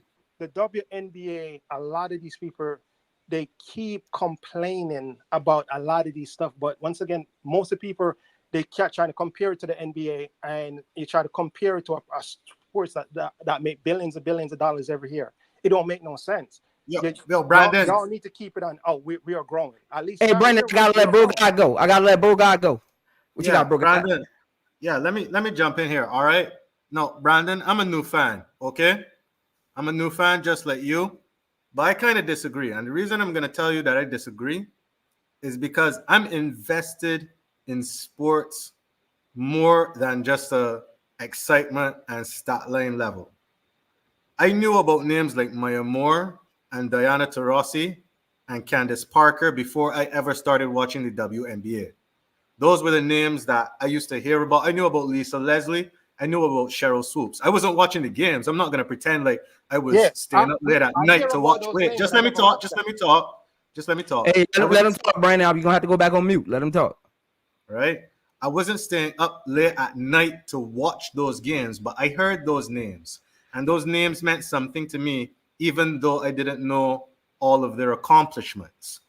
When I started watching the WNBA this season, the first thing I did to give context, to find out what it was that I was trying to learn about the league, was go back and I watched a bunch of games that I never watched. I read a bunch about all their stat lines. And something that blew my mind was that the Indiana Fever had someone like Tamika Catchings, who is almost never talked about in the greatest of all time debates, even though she has the highest win share total in history. I found out stuff like that. And to me, the media has done a real disservice to the league. They are playing catch up. They have failed to tell the story of the WNBA. Mm-hmm. They failed to tell the story of all these great players that have passed, and now they're trying to play catch up, right? So it's two sides of the coin. It's not that we can't focus on Angel and Caitlin and Cam and Paige and all of that. The problem is that they haven't told the story so long now that when people come in and talk about, oh, we love Caitlin and Angel and we're only here for them, they have to be like, but what about these other players? And we don't care about those players because the media never gave us the opportunity to learn about them, learn about their stories, and learn about what they did. That is a media failing. And I'm not saying that fans have the responsibility to care, but I knew that as soon as I became a fan, I can't just be coming on these panels talking ignorant about a sport that I'm new to. Like, that's disrespectful. There are people that have been watching the WNBA for years, watching women's college ball for years. I'm not going to pretend to be some kind of expert that I'm new to and tell people I'm only here to care about Caitlinclark. Bro, that's not how you make money in the long term. That will make money for people in year 1, in year 2. But what I mean, like, God forbid, let's say she breaks a leg, bro. God forbid she gets pregnant, because players do get pregnant in this league and have to take time off. What if she loses motivation? Then all the people that say they only care about one player are going to leave, and the league is up, a creep without any investment. You need people to be emotionally invested in the entire product, and part of the product is its history. People, so I will say, you don't want people talking down to you. You don't want people telling you what to care about. But the reason we care about the NBA is because every time you hear somebody say this is the best stat line since Wilt Chamberlain, it means something, because you know who Wilt Chamberlain is. When you hear somebody say this is the first rookie to win MVP in the same season since, I don't know, who was it? It was Wilt Chamberlain won in his rookie year, and there was another NBA rookie that did it too. It means something. We hear about Jokic putting up Chamberlain lines all the time, and it means something because we know that he was dominant, right? We knew that he was one of those people that literally changed the rules of the game, bro. Right? It's exciting to me when people remind us that, Lisa Leslie was the first person to dunk in a game, and then Candace Parker came and did it.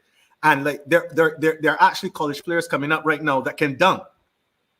And not just black players, white players, bro. They're white college ball players that can dunk. Do you know how crazy it's gonna be when the first white WNBA player dunks in a game, bro? Like, just speaking facts, because race obviously is a part of it. That would blow people's minds. But if you don't have the context, if you don't have the history, right, it's not gonna mean anything. So I think that people do need to know this stuff. They do need to know it. Yeah, and again, like you said, I disagree. You cannot force fans that love the game to always go back and watch. I would be a dictator to say I need every fan. If you're gonna be a fan of the game, you got to go back and watch all these old people. No, bro, Brandon, I don't think that's what he said. What he said was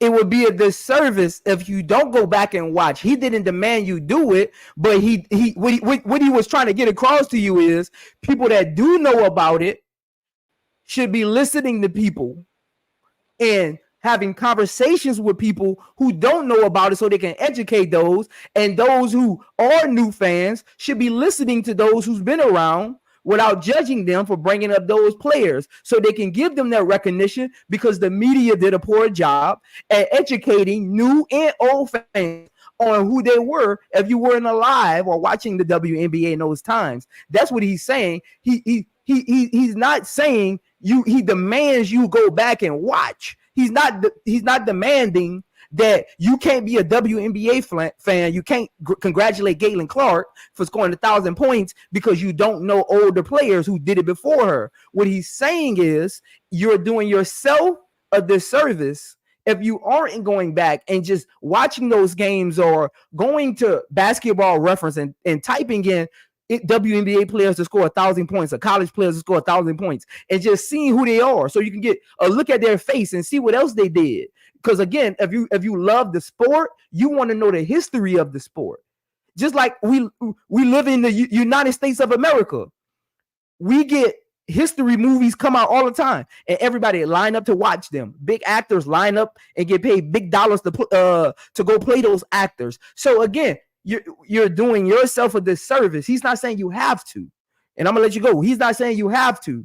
He's just saying you're doing yourself a disservice. You could love sports without knowing the whole history of the sports. I'm like, if you learn the rules of the sports, it's like football. You learn the rules of the sports, and you could start appreciate what players doing on the field. Whether you went back and go see some greats did it, you could still appreciate the sports for what it is. And when somebody do something great, you could know, okay, they did something great. And you're still spending your money. You're still a fan, and you get on when you get on. You're a fan when you're a fan, and you love the game for what it is, for whatever it's presenting to you at the time. And if you don't want to go back and watch some old players, I'm not gonna talk down to you and I'm not gonna make you feel like you're less of a fan of the game if you learn the game the way you learn the game. I'll be like, yeah, you learn. If I want to talk to you, I could suggest, there were some old players. If you ever want to go back, I could suggest it, but I can't force you to go and check them out. I could say, you know why this is so amazing what Caitlin did? Because I watched so-and-so did 1,000 points, and man, she did a lot. She went through injuries. She came back. She did so much to actually stay on the floor. She was available for her teammates. She was playing defense. She was getting rebounds. And just when she got that record, I was alive at the time, and it was so good. So to hear that Caitlin break it is even a shorter time, that's amazing to see where the game is going to, because I know what the person did it first or second, what they've been through just to get that record, and how long they play, especially if they play a long time to get certain records, and somebody come back and did it in a shorter time. So yeah, I could suggest that, but I'm not gonna have to force anybody to do it if they don't want to do it, and they could still love the game. I'm not gonna say, oh, you don't love the game because you don't go back and watch people from that did it before. That would be no. You could just love the game for when you start watching the sports, and not because you I don't think bro guy was saying that. Again, I think he was just saying you're doing yourself a disservice of like understanding the history if you're not going back and just looking at who do you know that. Have you looked at the other two players that scored 1,000 points? No. But I'm saying you have to. And just not even saying you have to. points. He's just saying he was just saying it would be good for the history. I appreciate it for what it is. Yeah. Hey, Prince, I don't even think Brogad can correct me if I'm wrong. I don't even think Brogad was saying he's doing himself a disservice. He was just saying, here's the context. Yeah. You know the context, then you appreciate the moment more. If you know the context, you can appreciate the game and the W more. It's right? Like I didn't watch Kareem play, but LeBron James is my favorite player, and he have the scoring, and I know how hard that is. So I don't need to be like, man, I need to go back and watch Kareem. I know Kareem was an amazing player, but I don't need to go back and watch all of his game, see how we learned all these points to appreciate that LeBron scored the most points. And then I just know that's a hard thing to do. 38. Yeah, nobody's suggesting that you do that. Yeah, but hold on. Yeah, but the reason that you know that it's a hard thing to do, right? Like, I'm going to use a term here that is hard to describe, okay? It's something called institutional memory. It's something called institutional memory. And institutional memory is where you know about something without knowing about it because everybody knows about it. You were able to pull the name Kareem without even having to think about who Kareem Abdul-Jabbar is. That's called institutional memory, right? You may not know his statistics. You may not know his story. You may not even know that his name wasn't always Kareem Abdul-Jabbar. But you know who he is because everybody knows who Kareem Abdul-Jabbar is. It's transferred. It's like an oral tradition, bro, to know who Kareem Abdul-Jabbar is. And if you were to get into a conversation about NBA basketball and you did not know who Kareem Abdul-Jabbar is, a lot of people would stop talking to you. Like, not because they're disrespecting you, but they're realizing they want to talk about, they're talking about something that you can't relate to, that you can't understand. You get where I'm coming from? So we don't have institutional memory when it comes to the WNBA. And if you don't have institutional memory, you can't build a successful long-term product. Are you saying this information is not available for people to find? No, I'm saying everybody doesn't know about it. But once again, the women game is not as popular. So we got to take that into account as well. Brandon, the point is that to build a successful product, you need to make it to where even the casual fans can just pull a name And once again, right? you need to And make the know game what that popular for that. name means, right? No, but you can't just make it popular in the moment. Education is important. You cannot pretend that the history of the game does not matter. The You see, NBA once always again, the goes back to history the of the history of game the will game. matter the more popular the sports become. That's natural. That's natural selection. If the sports Hey, become Brandon. popular, then it's I going to just want to become pause you natural for a second, selection. Brandon. I just want to pause you for a second, bro. Ain't nobody in this channel cut you off while you were talking. Anytime someone's interrupted your speech, we call your name to try to ask to get a word in. We're So having a just keep that in conversation, mind, though. bro. It's Just keep that okay in to mind. have conversation. If he's talking and I talk back, it's just a conversation. But let him We're get his take having a out first, though, conversation. Brandon. Cause let him get his take out first, though, Brandon. Because sometimes one time you cut bro God off when he was trying to make a point, and you started talking because you only heard the first part of his statement. And I think that's where this disconnect is coming from, because you started talking when he was still trying to get his point across, I don't and think you there's only a heard the first disconnect. part of it. I think we're on the same wavelength. I'm just trying to let him know the game is not as popular. So maybe that's why some people don't know the history like that. Cause we still have, once now we have a lot of new fans that are coming in with this new generation. And some of them, they will go back and go look at some stuff, but they're going to do it on their own time. So I'm not going to force nobody to go do. They're going to do it on their own time. They're going to catch up with all the teams that's here now. They're going to learn the names that's in the W right now, and they're going to go back and do what they need to do on their own time. And that's okay. So let me ask you this, Brandon. You as a new fan, not knowing the history of the game, what can fans in the WNBA do to help educate those who are new fans? You got to be more welcoming. I'm like, you cannot start abusing somebody because they say, oh, I don't know this person that played 20 years ago. You know, somebody's new, you be like, oh man, so who's your team? You be like, oh, I like the Sky. So you like Angel, you like Cordova. Be like, okay, I've been checking them out. Be like, yeah, I will. You could say What's going on, gentlemen? you could bring up the Sky and say, well, I'm a Sky fan, and be like, you're new to the game, like, the game is good. I know you probably don't know most of these people. You could have conversation without making the person feel inept because they haven't been watching the game 20 years ago. You need to be like, if somebody's watching the NBA and I know all these players in the NBA, I'm not going to make them feel bad. They talk about Steph Curry, LeBron, Tim Duncan, Shaq, Kobe, like KD, talk about Kawhi, they talk about Steph, they talk about Clay. I could tell them about these players the more I actually talk to that person. And just in case they're just watching one team, I could make them know that I could literally bring up a conversation, be like, each team have at least one really good player. Even if the whole team suck, most of the team have at least one superstar. Some of them even have two. Some of them even have three. So this is why this team is so good. You see, I'm going to have a conversation. So you see, they feel welcome to have my conversation. I'm not attacking them because I'm telling them like, yo, even Sacramento, have Darren Fox and them boys, they're fast, they do their thing, they're young, they're excited. I could say stuff about team that they probably don't even watch and be like, by me just knowing the players to let them know that, yo, this team have that player, that team, they could start, wow, I never watched that team before, but the way you talk about Darren Fox, maybe I need to give it a watch. The way you talk about LeBron James and the Lakers, maybe I need to give it a watch. The way you talk about KD and saying this man is just a killer, the way he pull up in his game and his handles. They talk about Kyrie Irving saying this boy got the ball in a string. Man, who's Kyrie? I need to go check him out. Because the way you're saying this boy's a demon with the ball in his hand, I got to go see him. Who is Kyrie? You see, they feel welcome. So if they've just even got in there, by the way I talk about these players, they know I'm not attacking them. I'm saying how amazing this player is on different team. And what that person will be like, wow, damn, man.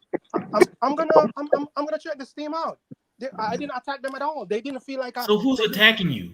anything. Yeah, hold on, because I only came up because I thought I could provide some clarity, right? Okay, Brandon. Hey Prince, Brooklyn, what you watch got, this. Brooklyn? Watch this, Prince. All right, so look, I understand where everybody's coming from. All right, so first of all, let me start with this. I'm a new fan. All right. I only started watching the WNBA 5 months ago. I've seen it before that. I've paid attention. I had favorite players and all that, but I never watched the full season because I was never interested. Right. So that's just to let you know a person can be a new fan and go back and do their research, because the amount of stuff I know I shouldn't know as a new fan. But I love what I saw so much from two collegiate players. It made me say, let me do some research because I'm interested. Like, so I know a little bit. With that said, I understand also with the gentleman, I don't know your name, so I gotta say the gentleman is saying, because you gotta realize this sports is entertainment. So depending on how much you're entertained by it and how much you love it is gonna determine how much you want to go do research. Some people don't care about the past. They just want to be entertained for the moment, and that's okay. Right? Some people love it so much where they say, yo, I need to learn about, because I want to be educated when I speak about this. So I need to learn about this. Both ideologies is okay. You don't have to, if you one of those people who love it like me, you're gonna want to go back and learn something before you speak. But if you just like you said, you just heard about this girl named Caitlin that's shooting logo threes and she got you into the game and that's all you care about, that's okay. The problem is when people start talking like they know something when they don't, right?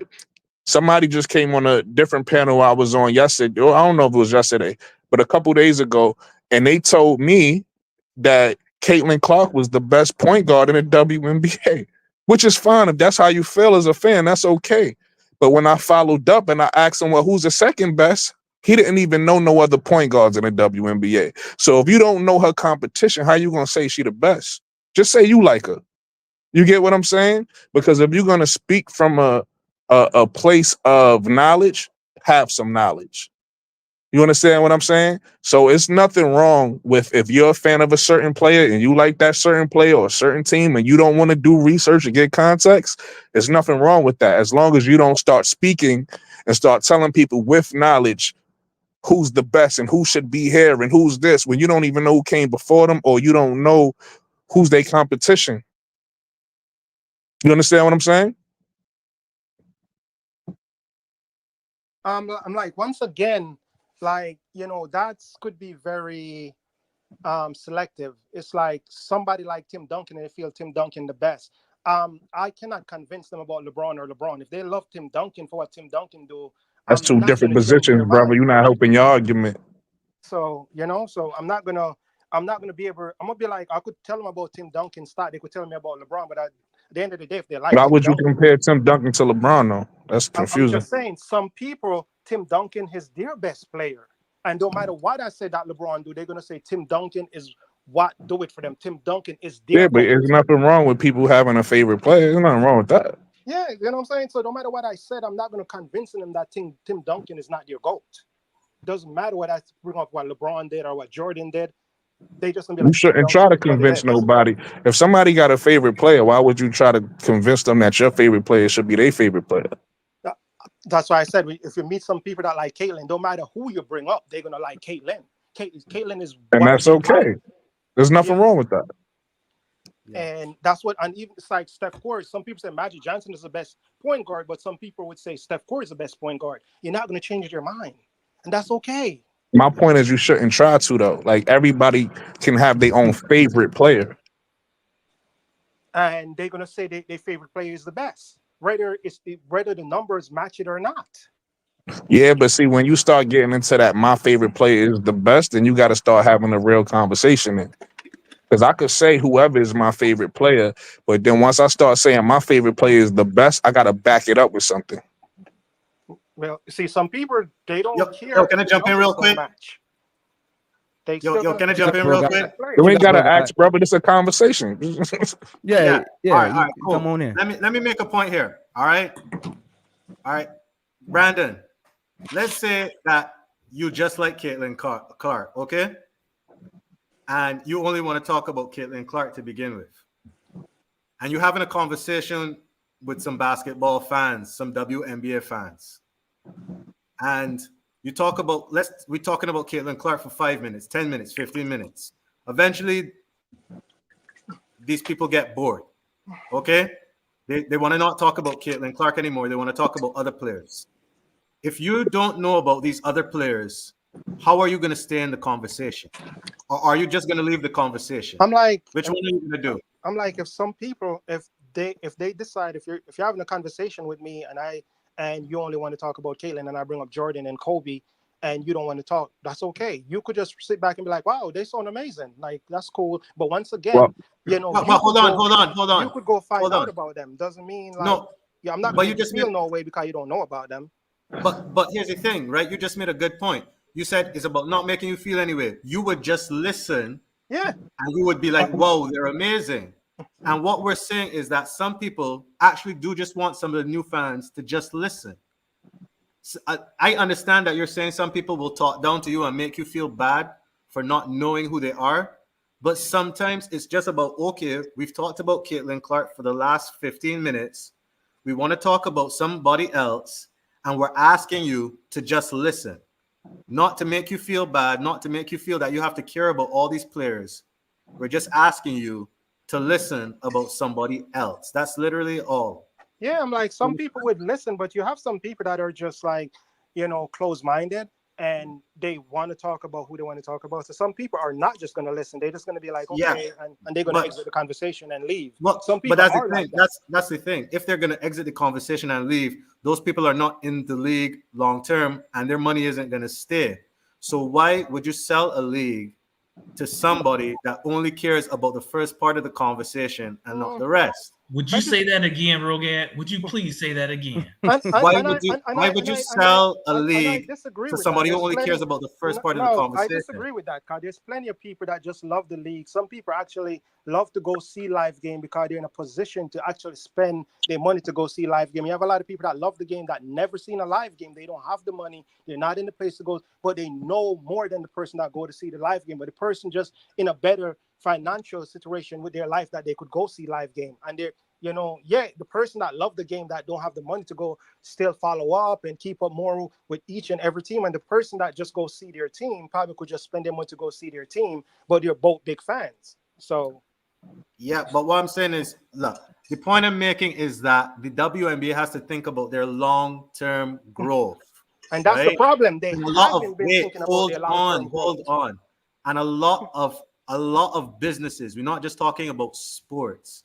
A lot of businesses go up real fast And and come then down they real crash fast. right down Yes. because they chase fads. All right. No, I'm not calling Caitlin Clark a fad. That's not what I'm saying. I think she's a great player. She was one of the players that got me into the game. But if you see a future where if something happens to her, a bunch of people are gonna leave I'm like, and you lose profitability, then it doesn't make sense for the league to only focus on her. but hold on, You have remember, to expand. You have to remember get people you, interested I, in other parts of the game. I hear what you're saying, but look, I have a restaurant. And if I get my fans to come and check out your restaurant, it's not my job to keep my fans in your restaurant. I get them through your door. It's your job to keep them there. Don't come back to me and say, oh, you know, you those 100 people that came with you, they came and they eat and no, they're not back. That's not up to me. I get them to come to your restaurant. You need to keep them there when they get there. If Bro, Caitlin that's Clark literally come what to watch the promoting the other WNBA, players is doing, is trying to it's keep up to them the in the door. WNBA to capitalize on Caitlin Clark fan and let them stay there. Caitlin Clark, you need to do something to keep them there. Know that they are here. What are you gonna do to keep them there? That's you as the owner of the business to find out what you need to do to keep Caitlin Clark and her fan to be long-term fan. What That's am I not bro, doing? bro. Why You're they would stay? contradicting yourself, because that's literally promoting your other players. In addition to Caitlin Clark, that's literally trying to keep the fans in the door. Try to use That's the hold fact that on. That's different. I'm look, not talking. I'm talking as a business owner. Know that I'm a business owner and a regular fan that's just talking on the phone. If I was having a conversation with the people that's in the WNBA and the high up, I'm gonna have a different conversation with them than I'm having with you. You see what I said? It's Caitlin Clark, bring them through the door. It's those business people in higher places that I'm talking about. They need to keep those fans there because they need to make money. When I'm talking to a fan, it's just a fan. When I'm talking to a businessman, it's a whole nother conversation that we need to have. Bro, I'm speaking to the analogy that you just used. Yeah, I'm the talking about the analogy that I businessman. just used I'm is speaking. is I'm coming about speaking about the owners business. and people I'm in higher speaking about places, the business not perspective. just regular fans. It's I'm people in talking higher about the places. business perspective because you just used that analogy. So Yeah, I'm bringing it back to what you. I'm talking about exactly what you said, and I'm saying that's a way of like if you get people in the door, you got to promote your product, right? You got yeah. to serve. You got to It's deliver up to them a them to good keep product, them right? there. We got to keep them in the door. So how do you promote your product? By promoting your product. By like, hey, you came in for the General Tso's chicken, but we got almond chicken, we got orange chicken, we got pepper Exactly. steak. You know what I'm saying? That's Yeah, literally promotion. yeah. They got WNBA Roll my gotta dogs, man. find a way to keep these new fans. That's gonna make the WNBA finally profitable. They need to find a way to keep these fans around. Period. Let me ask you a question. What's your name? What's his name? Brandon. Brandon. Brandon. What's your name? Hey, Brandon. What's your solution that you think they could do to keep the new fans around? Because you keep talking about the problem, but Like as I you ain't said, talking about a solution. the So what's your solution solution, brother? they need to clean house. They need to fire a lot of these managers. They need to go in the office and fire a lot of these people in high places that are killing the talents that's coming out of college and they're getting traded overseas. These people need to go. These new talents that's bringing their fan base from college, these talents need to play. And if you have players that you just gonna That's the first thing you said. I agree with. you just gonna stifle them, and then their fan base leave because you stifle them when they was good in college, and their fan base come to watch I them agree play, with that. and you send I've them been saying that overseas, myself. and you turn off their fan base, and their fan base leave because you killed this popular girl that was good in college, and she never played, and she I just sit agree on the with that. bench and die. I You agree with need to that. take these people out of high places. Start cleaning house. Get people that actually want to grow the game, because I love the women game. And I know we could grow with the right people in places and actually embracing these new talents that's coming in and actually letting them play instead of just trading them and killing their dreams soon as they get out of college. And that's one of the biggest problems why the WNBA haven't grown all these I years, agree because with of that. I've been people in saying high that same places thing. I agree with that. stifling these people. And I said I love the game and I want to see the women game grow. And I see that it's an institutional stuff that people need to move around. And we need better people that actually want to grow the game, that are in high places. It's like I take over a company and I'm wondering, I have 1,000 people that wasn't growing, but I keep those same. Hey, my chat wants y'all to move on, man. Y'all been on the same topic. They own y'all, man. They own y'all. They say y'all talking in circles. They talk about the dog agrees. Like y'all going in circles on Caitlinclark and the history of the game. They want y'all to move to another topic, man. Say y'all talking in circles. Well, Was no, I talking was about growing quiet the game. because they actually changed topics. When I came up here, I came to address what they was talking about with either, going back and getting context or just caring about who you watch. So I came to clarify that. But then they started talking about, well, I don't even know what they was talking about. What was y'all talking about? That's why I was Was quiet. Like talking y'all, about growing the game and yeah, making y'all the was business talking about better. restaurants and shit. Hey, Gabo said he can get your food on Postmates, Brandon. But I do agree with what you just said though, because I feel a problem with the WNBA, and I keep saying it. I actually was just in the spaces. I think it was last night. It was either last night or the night before. I was just in the spaces talking to some Chicago Sky fans, and we was talking about a bunch of Chicago Sky stuff, and then we started talking about the draft, and they started talking about who they wanted to draft, and then they started talking about they don't want to they don't want the rookies, whoever they draft, they don't want the rookies to come in and play right away. They want these veteran players. And that's an issue I have. I think the WNBA, people who've been fans of the WNBA for a long time, and I think the players of the WNBA and the coaches of the WNBA, they have a system that they used to, and for them it works, because if you've been here, you don't really think about the growth or none of that, because to you this is like you a fan of it. It's popular to you, but there's a lot of people outside of the WNBA, respectfully, that just don't care about it, right? And I think a reason why it's not growing, like Brandon said, is because that system needs to change. You need to stop having a veteran, stop looking for girls that done played 3-4 years overseas. Now you want to actually give them playing time, like after like 5 years or something. Now they want to start building up they resumes when they came out of college as national champions. They came out of college as this next player that everybody's excited about. And then a la Alexis Morris or somebody like that, right? Megatron won a championship. People was excited about her. Now who's talking about Alexis Morris? Nobody. Everybody's like, where's Alexis Morris? Right? So Exactly. that's They just an snuff her out. They snuffed out her life and her skills. They snuffed right. But them that's out. just an Nobody example of what talks I'm about saying. her. Hold on, brother. That's just an example of what I'm saying. I feel like the WNBA need to change that model because I came from before I started watching the WNBA, and I came from college first. I got into the college game because of Angel Reese and Caitlin Clark. Like Bro Gaz said, I was watching college first. And because I know the talent of the girls that's on the way that a lot of WNBA fans don't know, I'm like, yo, y'all better figure this out before they come because y'all gonna ruin y'all business. Because it's a lot of girls, it ain't just Caitlin Clark and Angel Reese that got eyes on them. It's a lot of girls that's coming with eyes and that got talent.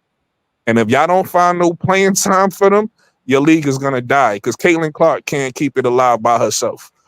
All right. Hey, So I want to play this. Hold on, Brooklyn. I want to play this Aliyah Boston exit interview and get y'all thoughts on it, man. I'm about to play it right quick. The progress I've made would definitely be just continuing to make the right reads, especially at the short roll. Like, I feel like that was something that my rookie season I didn't play through as much, was that short roll. But going into next year, I think I have a better idea of, one, how we like to play, the pace we like to play at, exactly how defenders guard Caitlin, how they guard Kelsey, and stuff like that, and just understanding like what my position is going to be and just making sure that I'm able to dominate in all of it. Go, James. Ali, I know you talked about this before, but dealing with a lot of scrutiny, noise, whatever. How proud are you of yourself for how you came through this season and obviously growing into the next one? Yeah, I'm pretty proud of myself. I feel like, especially to start the season, there was a lot of conversation, a lot of chatter about me personally, about my play, about this team. And I feel like for me, the biggest thing was ignoring all the hate in a sense, because I knew what our goal was here at the Fever, what our focus was. And so for me, it's about keeping my priorities the same, which is coming in, making sure I put in the work, making sure we win some games and continue to grow the franchise. Go, Matt, then we go, Chloe. Yeah, hi, Aliyah. Throughout the course of the year, we got to see the offense, grow more and more each game. So I guess should the front office make some moves or whatever they do, what do you think is the next key for this offense to continue to grow in the next season? Yeah, that's a great question. I think for us, it's going to make sure that, one, we have depth at every position. I think making sure that we have extra bodies, just because you never know how games go. I mean, in the first, can I get fined for something? Like in the first game, we had to reverse a call, like making sure that stuff like that doesn't happen, foul trouble, like making sure that we have depth. I can't get fined for that. Okay, good. And just making sure that no matter what, we have sharpshooters on the outside, because at the end of the day, like, they're going to play Caitlin, they're going to play Kelsey a certain way, making sure that we have spray outs, automatic makes on the outside as well. Go, Chloe, then Christine. Yeah. I wanted to ask you, I saw you commented on Melissa's post saying she's destined for greatness. Just what has your relationship with her been like, and how have you seen her kind of work through this season? Yeah, Liz is my sister, and I think we've just been able to build a relationship like that for the past 2 years, and I'm super blessed to always have her in my corner. And I did mean when I say I know that she's destined for greatness, and I think throughout this entire season, this season for all of us wasn't perfect, had its ups and downs, but I think something that I'm so proud of her about is she came in every single day, she had a smile on her face, we made each other laugh, and she just dominated every single time she got that opportunity to. And so I'm really super excited for everything that's to come for her. Go, Christine, then we'll go Dana. Aliyah, from you commentating last year on the Big Ten Network where you were interviewing Caitlin at times to now being this ABC squared, whatever it was, could you talk about the maturation of your relationship with her on the court and off, and how important that has been to you and to her and to the Fever? Thank you. I think it's grown a lot from the start of the season to now. I think you definitely just needed to build that bond between us. I mean, it's kind of hard when you come straight from college, and I knew that coming from my rookie season, to kind of just jump into games and have to build that relationship super quick. And so it definitely took more practices, definitely took more games to learn each other and where each other likes to do and stuff like that. But I mean, I think we've done a pretty solid job of that, and it's helped us definitely in games. Stay Dana, then we'll go Scott on the left. Okay. Hi, I was wondering your thoughts on the Alyssa Thomas comments and if you've witnessed any of that firsthand inside Gamebridge.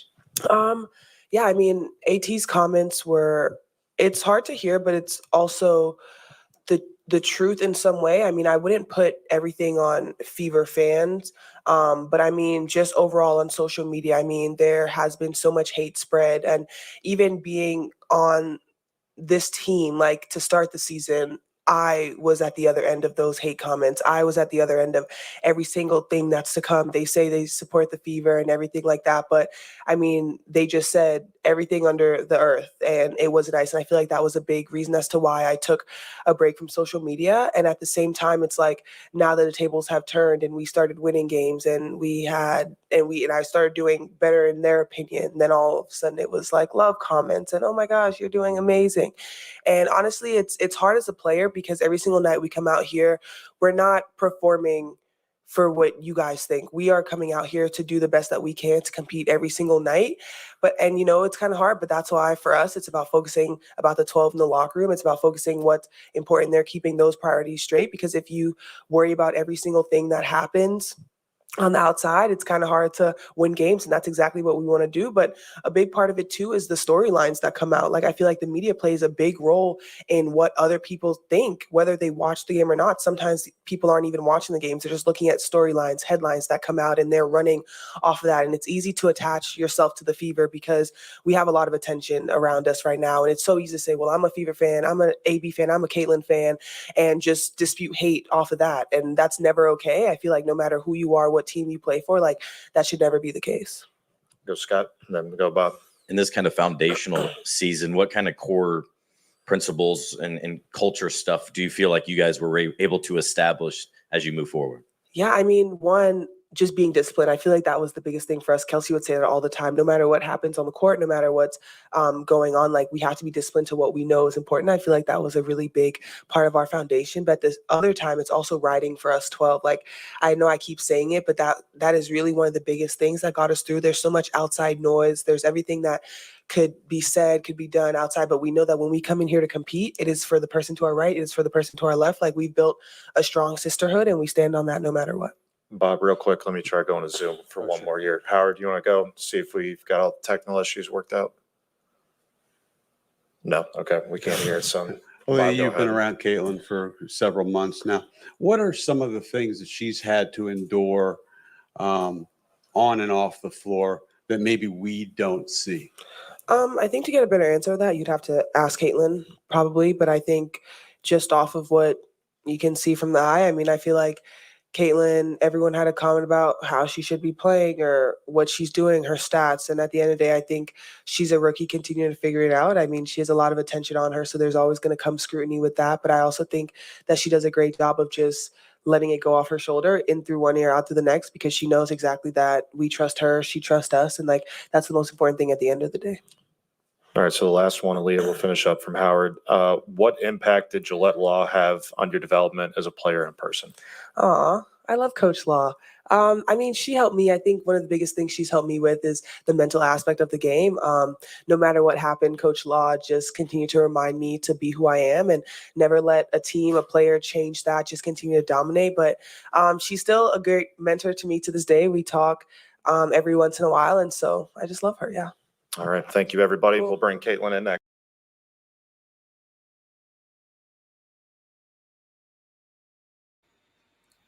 Yo, Prince, you heard that interview, right? Yeah, I heard the interview. What do you think about it? All right, so to me, this I saw a lot of interviews. I saw all the Fever interviews today, right?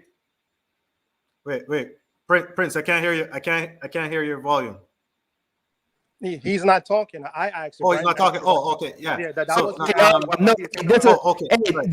this ain't a conversation, because this is gonna be the end of this, because I gotta go to dinner. We're gonna get through this interview topic, and then we're gonna close it out for the night. So bro, what you got first?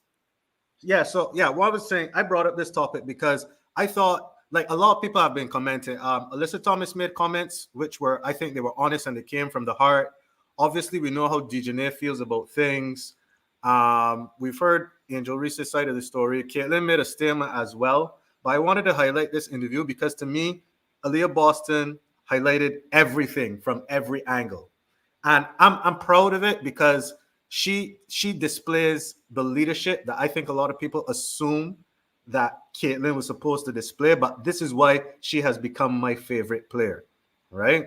She spoke about her personal experience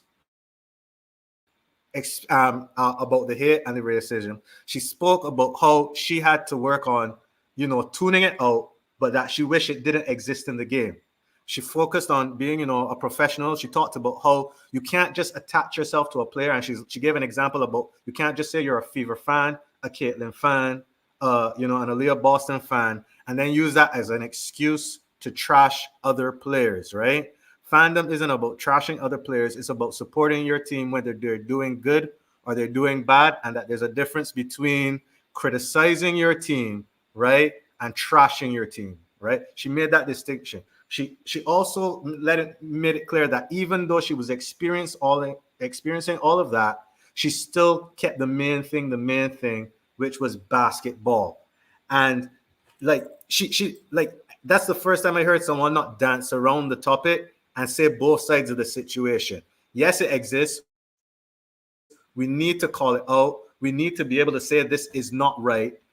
We can't just pretend like it doesn't exist and ignore it. But on the other side of it, we are professionals. We do want to play the game, and we want to be able to do that in an environment that is safe for the players and still encourage the fans to come out to support.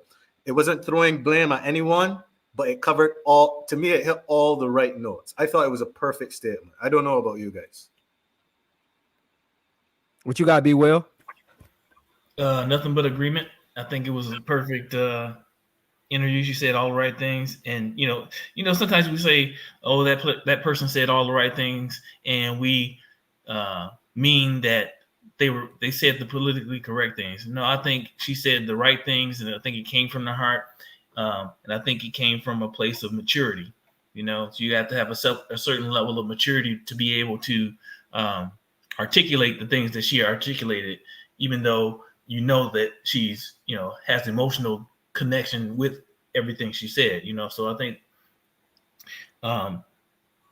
we shouldn't lose that. I think I see a lot in the chat. People are commending Aliyah Boston for being a leader. I think we got to commend that, because reality is she's only a second-year player. So she 23, maybe 24.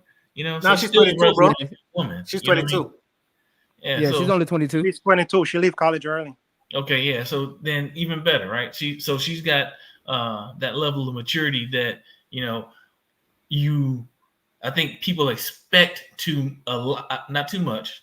I think people expect a lot out of these young players, these young women who fresh out of college. I mean, if you got kids that are college age, there ain't no magic switch that you turn on just because you graduated from college and all of a sudden you're mature, right? So I think she's been able to use her experience and that she got from her previous year and take some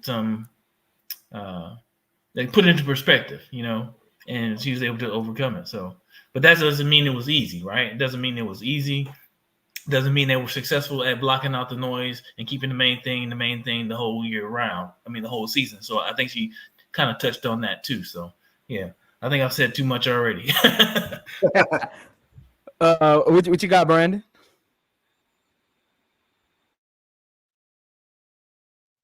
I think it was a good interview. I think once again, Aliyah, we got to take into account she's growing up in a social media era, so she deal with a lot of hate on Twitter, Instagram, and all of these social. So most of the time, it's more about the social media hate that a lot of these people get. But they are like celebrities, superstars. So I think even YouTubers and all these people that y'all should know that feeling. Once you start building a fan base, you get people that hate you that really don't know you. And I'm not a big, but I get hated on certain stuff. So I think that just come with the game. If you're out in the public, somebody's gonna hate. Even if sometimes they don't even watch your sports. They just see you and say you're trash, and they don't even watch the sport. So I'm like, that some people are just going to troll.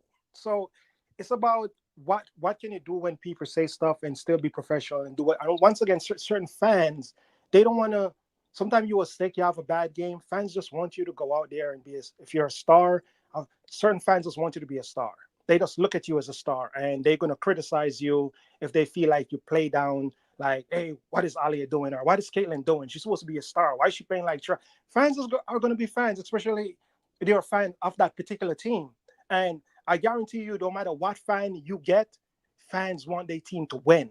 And I guarantee you, if your team is winning, you're not going to find certain fans probably going to complain, but they're not going to complain that much. Most of the time, fans complain when their team is losing because they're trying to find somewhere to put the blame. Is it the coach? Is it my star? Is it this guy not making good rotation? They're trying to find somebody to make them feel better. Why my team is losing?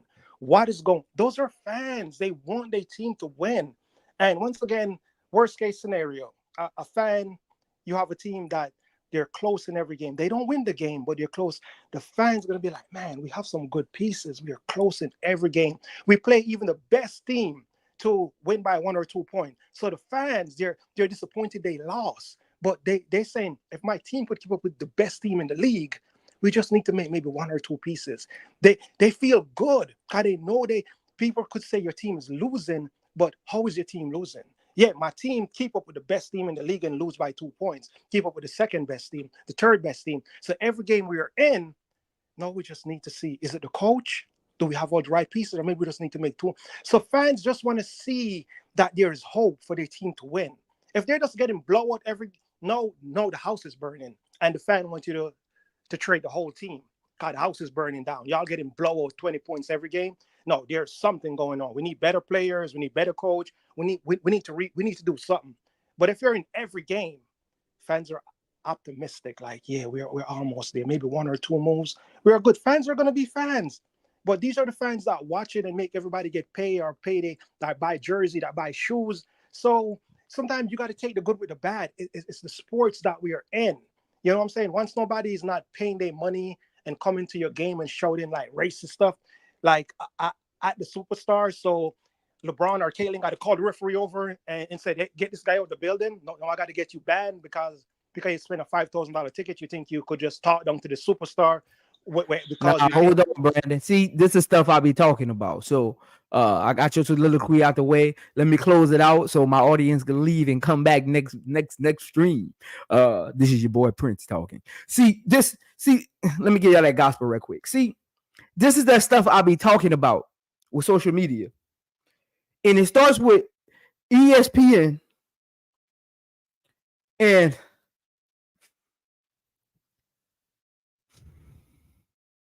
I wish there was a way we could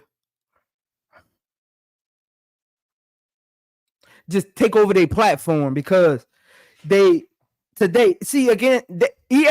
I'm gonna say this, and I watch ESPN, but ESPN is the divide for a lot of what's going on.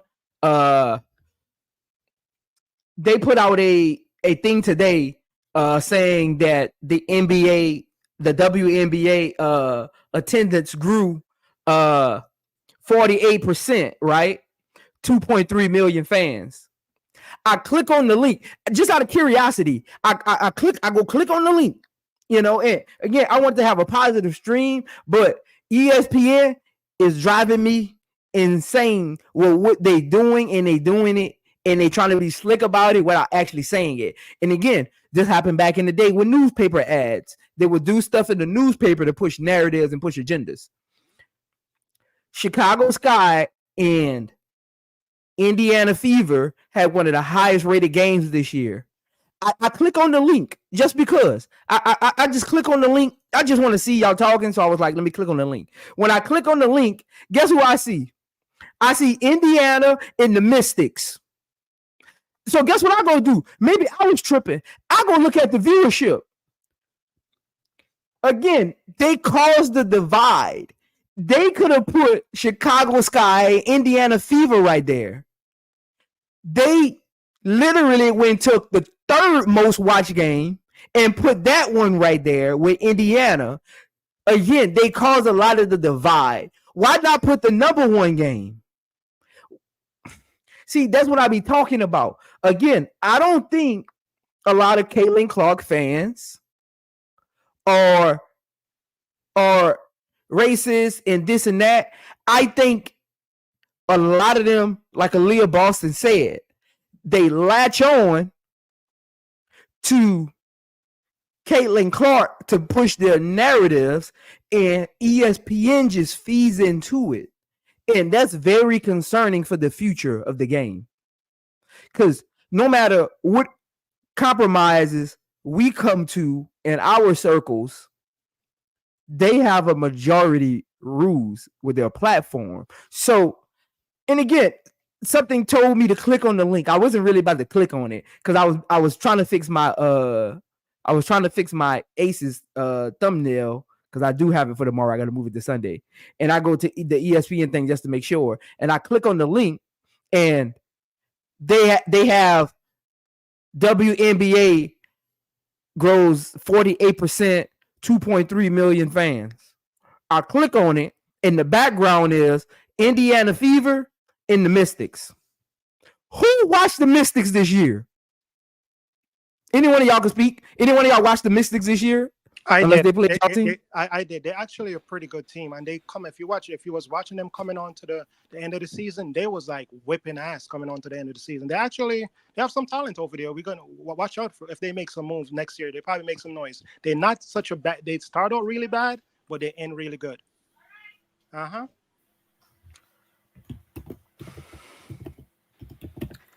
watched some Mystics games, but the truth is, I only started watching them like halfway through the season. But I before I end, I just wanted to get that out there, because I wanted this stream to be positive.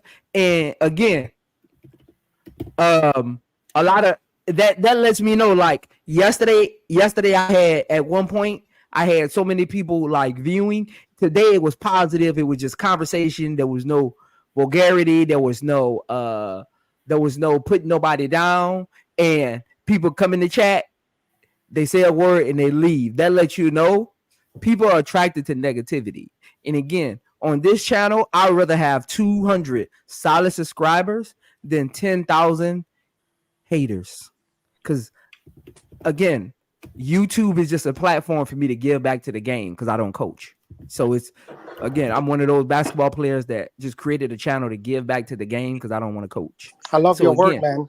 I love everything. Subscribers literally mean nothing to me unless they're loyal.